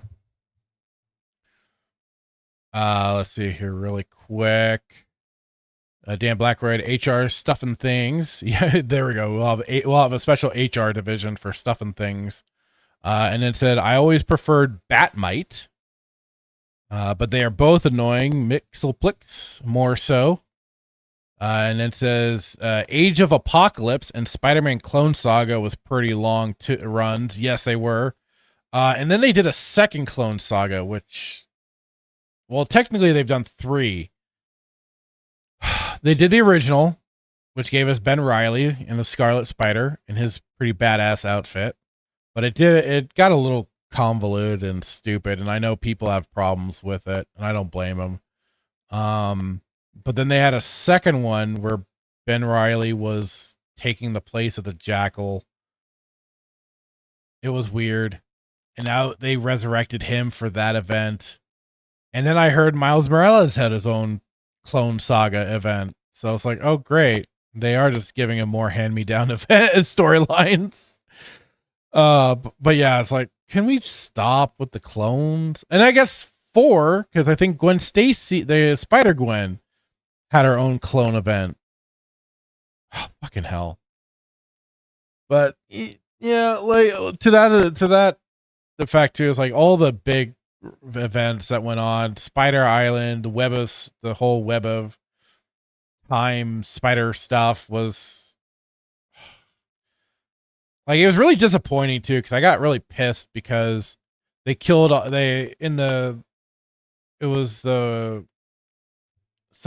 of the Spider, basically Web of Time event that they did, and they ended up killing off one of the Spider-Man, the Spider-Man of Mayday Parker's universe. And I was like, really you got to do that to me, motherfuckers. And then it said Brightest Day and Blackest Night were pretty long too, with all the side issues. That was part of what we were talking about. It's just the bloated nature of a lot of these events. It gets ridiculous, man. And then especially then you got the tie-ins upon tie-ins upon tie-ins. It's like, Dan Blackroyd had said, I hate it when people try to get into my special zone. We all do. We've got our bubble for a reason. All the Stuff and Things. That's right. All right. Here we go. Going over to the... Where's the background? There we are. All right. Well, it was a fun show as always. Thank you, everybody that dropped on by, from you, Mr. Dan Blackroyd, Melissa Lord, Static 2020, Nightmare, Nerdy Neo, Briscoe 1234, Star Wars Marvel Purist. Let's see here, going up the list. Meteor Advocate Timon. We're waiting on that meteor, bro. Let's see. I know there was Mystic Troll. Thank you for dropping on by. I know there was somebody else. Where is it? The problem when I start skimming the chat, everything starts blurring together. Boop boop be doop. Where? Oh where? Oh where? No, because that wasn't that close. We really went into the week. Oh, there it is. Jordan Star Wars, thank you for dropping by as well. That should be everybody. Again, thank you all so much. Remember, do check out Nerdy Neo's channel. Watch the top 5, our rating for top 5 episodes of Stargate SG-1, and keep an eye out because we do plan on doing one for Stargate Atlantis as well. And I believe Nerdy Neo's planning a top 5 Nintendo 64 games, which I have a list, and I just now need to sort that through, which I believe is going to be on the 26th. Hope he doesn't mind me dropping that. Keep an eye out for that. And of course, I'll be on Static 2020's channel for the weekend pregame. And of course, we cannot bring up political things. That is for Bloodbath. Yeah, it's for Bloodbath. And of course, Wednesdays, go over to Duke Devil 95's channel for Wormhole Watch as Hitman and I further down the what was it? The slog, the wilderness era or portion, the desert of Deep Space Nine Season 2, where we're in right now. Dominion Desert. The Dominion Desert, yeah. So do check that out as well, and all of that. And of course, we'll be back same bat time, same bat channel next week. Thank you again all so much, and we'll see you then. Bye-bye. Bye-bye.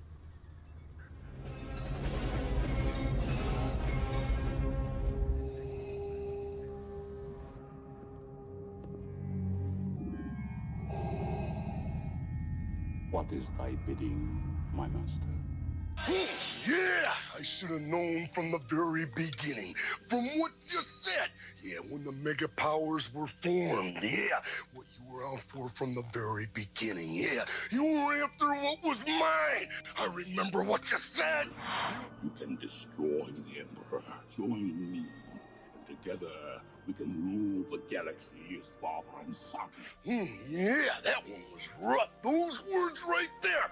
Yeah, I got stuck, yeah, but I swallowed it anyway. Didn't like the taste, but I swallowed it anyway, yeah. But I remember the time when there was a conquistador out of the ring, the one that's so jealous that he can't stand it, yeah. Yeah, you came in there with your poses, yeah, but you made a big idiot out of yourself, yeah. And speaking of idiot things, what about that stupid idea? Did you forget that one? Think back. That right there sealed your fate. Yeah, that put the madness over the edge. But I'll tell you what felt even better, yeah, was in the dressing room, in the first aid room. Me being unselfish, yeah, said go ahead, do the thing, yeah. You won't steal my thunder, no. When you take a look at the madness's eyes, all you're gonna see is complete and utter